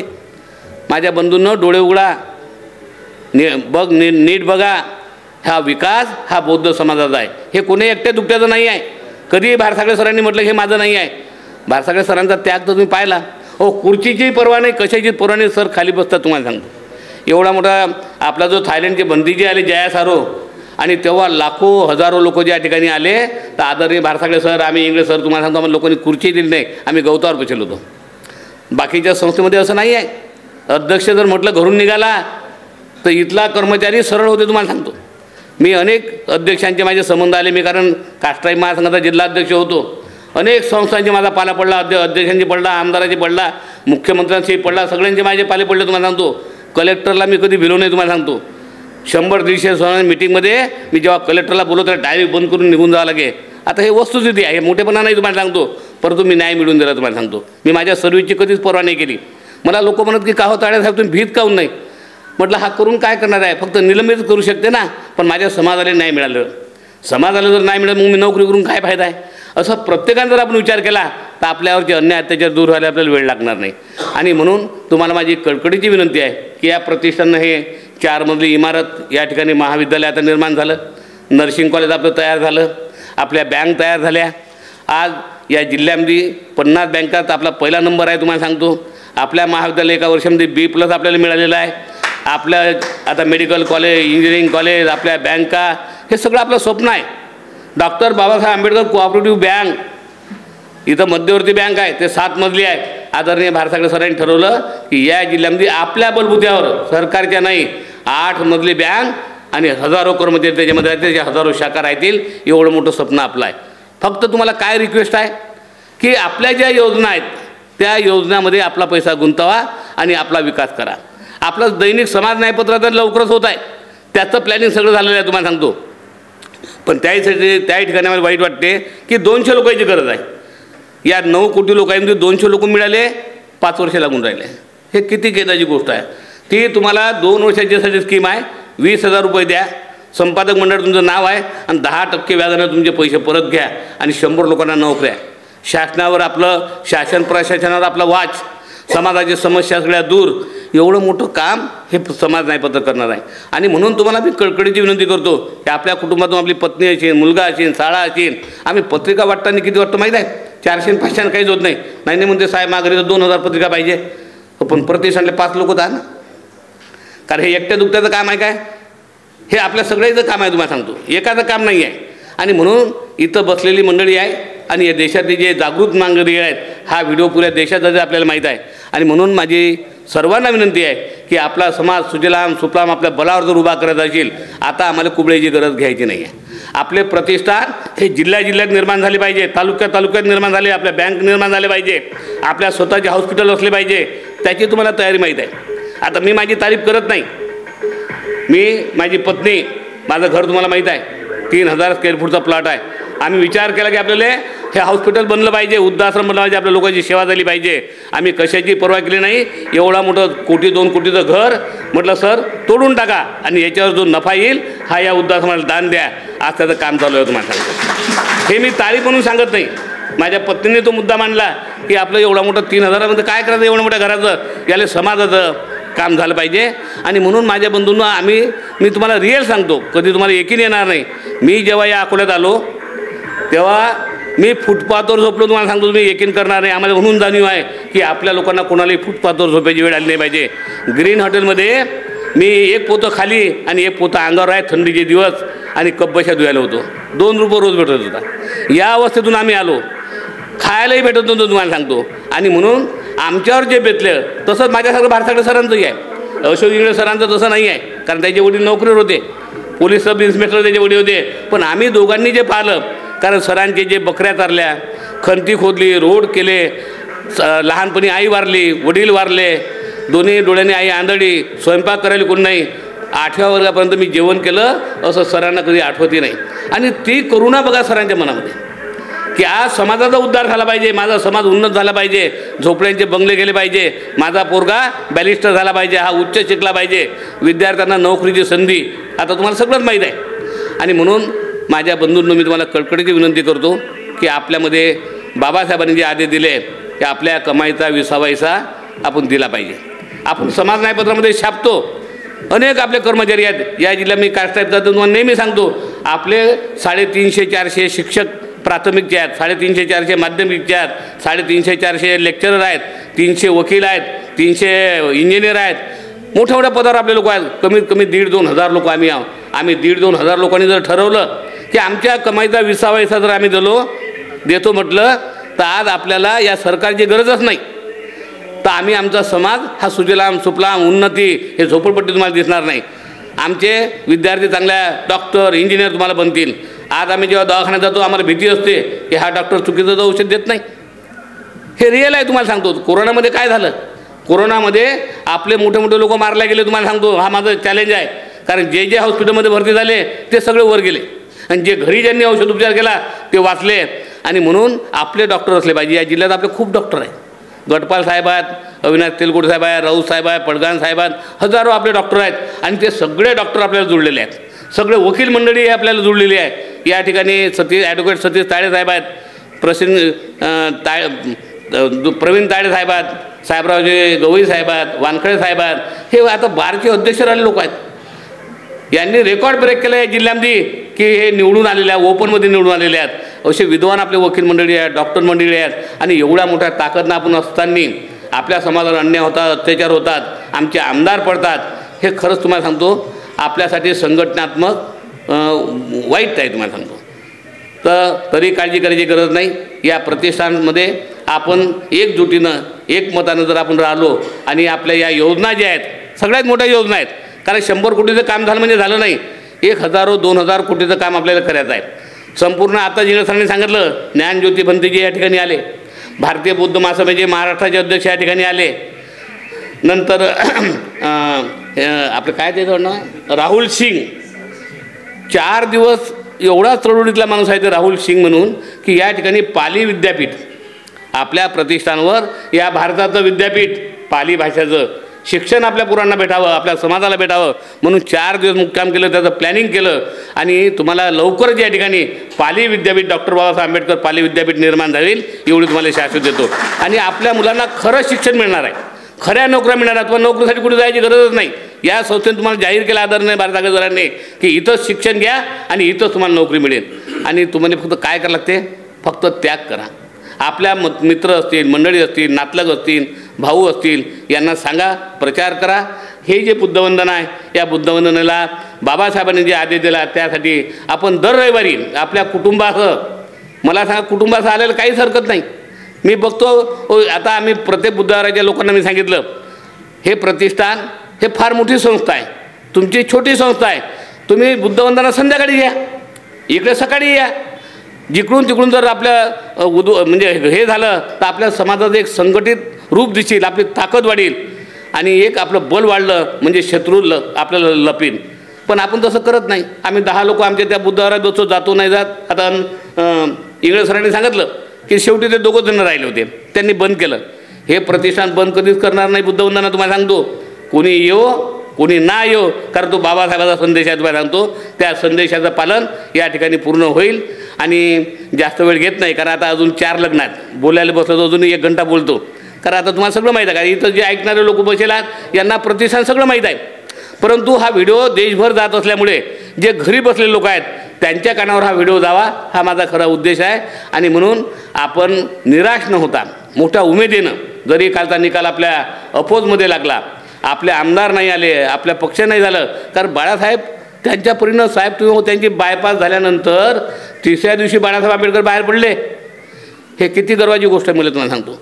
त्यांच्या आजोबानं तुम्हाला एवढं काही दिलं की श्वासोश्वास तुम्हाला दिला, तरी आमची मंडळी आधी बाळासाहेबांवर कोणी टीका करते.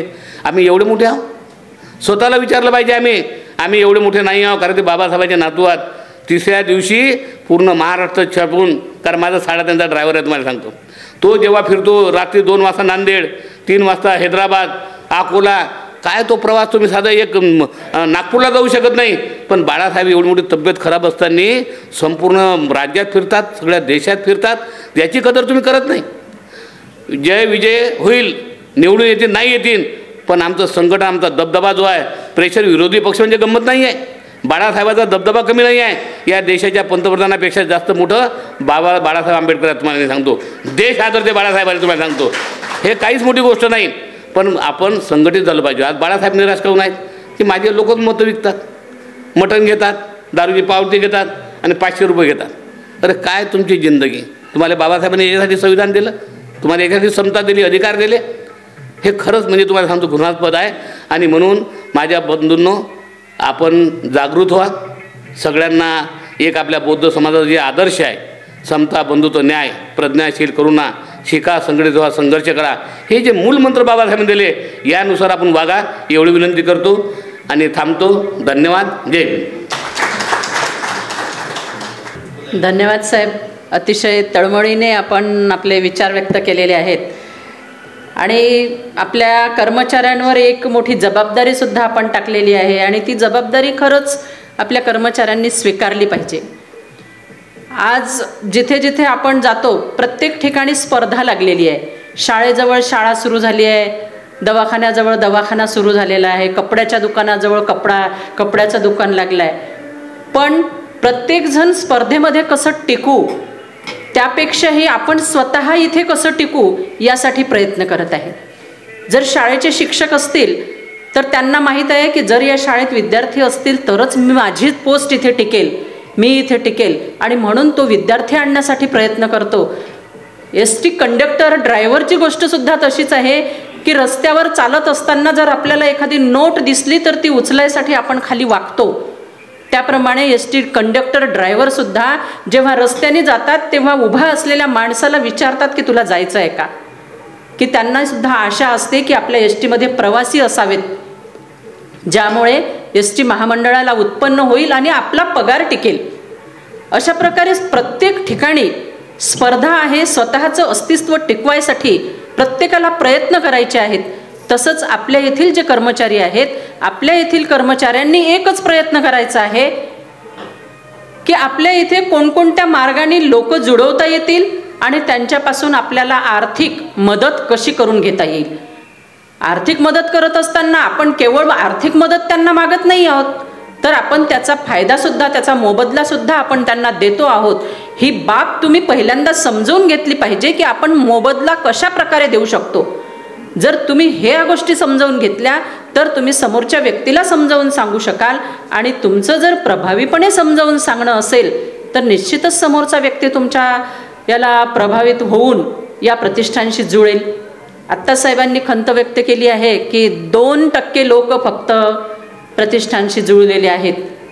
2% लोकांनी जर एवढ्या कोटींचं काम इथे केलेलं आहे तर 50% लोक जर इथे आले तर काय होईल याचा विचार आपण केला पाहिजे. आणि सर्व स्तरातून आपण प्रयत्न केले पाहिजेत की आपण प्रतिष्ठानशी लोकांना कसं जुळवलं पाहिजे आणि आर्थिक स्रोत आपण कसा निर्माण केला पाहिजे.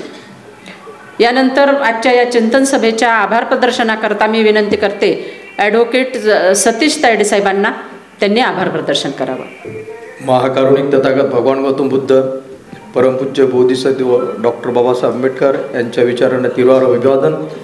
आजच्या या चिंतन सभेचे अध्यक्षस्थान आदरणीय प्रतिष्ठानचे संस्थापक कोषाध्यक्ष आदरणीय रमेश तायडे साहेब यांनी स्वीकारलं, त्याबद्दल मी त्यांचा या ठिकाणी आभार व्यक्त करतो. त्याचप्रमाणे प्रमुख अतिथीमध्ये प्रतिष्ठानचे संस्थापक सचिव आदरणीय अशोक इंगळे साहेब यांनी अतिशय मोलाचं मार्गदर्शन आणि धम्माविषयी आपल्याला या ठिकाणी प्रबोधन केलं, त्याबद्दल मी त्यांचे या ठिकाणी आभार व्यक्त करतो. त्याचप्रमाणे प्रतिष्ठानचे सक्रिय म्हणतो मी त्यांना सभासद आदरणीय अजयजी गणबहादूर साहेब यांनी काल जो निकाल आला त्या निकालामध्ये जो काही आपला पराभव झाला किंवा आपला एकही आमदार निवडून नाही आला त्याबाबत चिंतन करून जे आपल्यासमोर व्यथा मांडली आणि आपल्याला त्याविषयी मार्गदर्शन केलं, त्याबद्दल मी त्यांचं या ठिकाणी आभार व्यक्त केलो. आणि आपल्या संस्थेचे कर्मचारी आदरणीय नितीन भाऊ भगत साहेब यांनी अतिशय परिश्रम करून अभ्यास करून एक बिग अचिव्हमेंट आपल्यासमोर करून दाखविली. त्यांचा आदर्श इथल्या कर्मचाऱ्यांनी निश्चितच घ्यावा आणि त्याचप्रमाणे अभ्यास करून याहीपेक्षा उच्च पद त्यांनी निर्माण करून घ्यावं स्वतःसाठी, असं मी कर्मचाऱ्यांनासुद्धा या ठिकाणी आवाहन करतो. आणि त्यांचं या ठिकाणी त्यांनी आमचा या प्रतिष्ठानचा सत्कार स्वीकारला, त्याबद्दल त्यांचं मी या ठिकाणी आभार व्यक्त करतो. त्यांचे आईवडील या ठिकाणी आले, त्यांचासुद्धा आभार व्यक्त करतो. या ठिकाणी अंबोरे साहेब यांनीसुद्धा अतिशय मार्गदर्शन आपल्याला या ठिकाणी दिलं, त्याबद्दल मी त्यांचा आभार व्यक्त करतो. या ठिकाणी गीत गायन झालं, त्या सर्व गायकांचे मी या ठिकाणी आभार व्यक्त करतो, ज्यांनी अतिशय उत्कृष्ट असं सूत्रसंचालन केलं. या अशा वंदनाताई तायडे यांचासुद्धा मी या ठिकाणी आभार व्यक्त करतो. आणि हा व्हिडिओ जो प्रसारित होतो असे आमचे जामनिक दादा यांचंसुद्धा मी या ठिकाणी आभार व्यक्त करतो. आणि सर्व उपस्थित बौद्ध उपासक उपासिका कर्मचारी वर्ग या सर्वांचं मी या ठिकाणी आभार व्यक्त करतो. आणि अध्यक्षांच्या परवानगीनं कार्यक्रम संपला असं जाहीर करतो.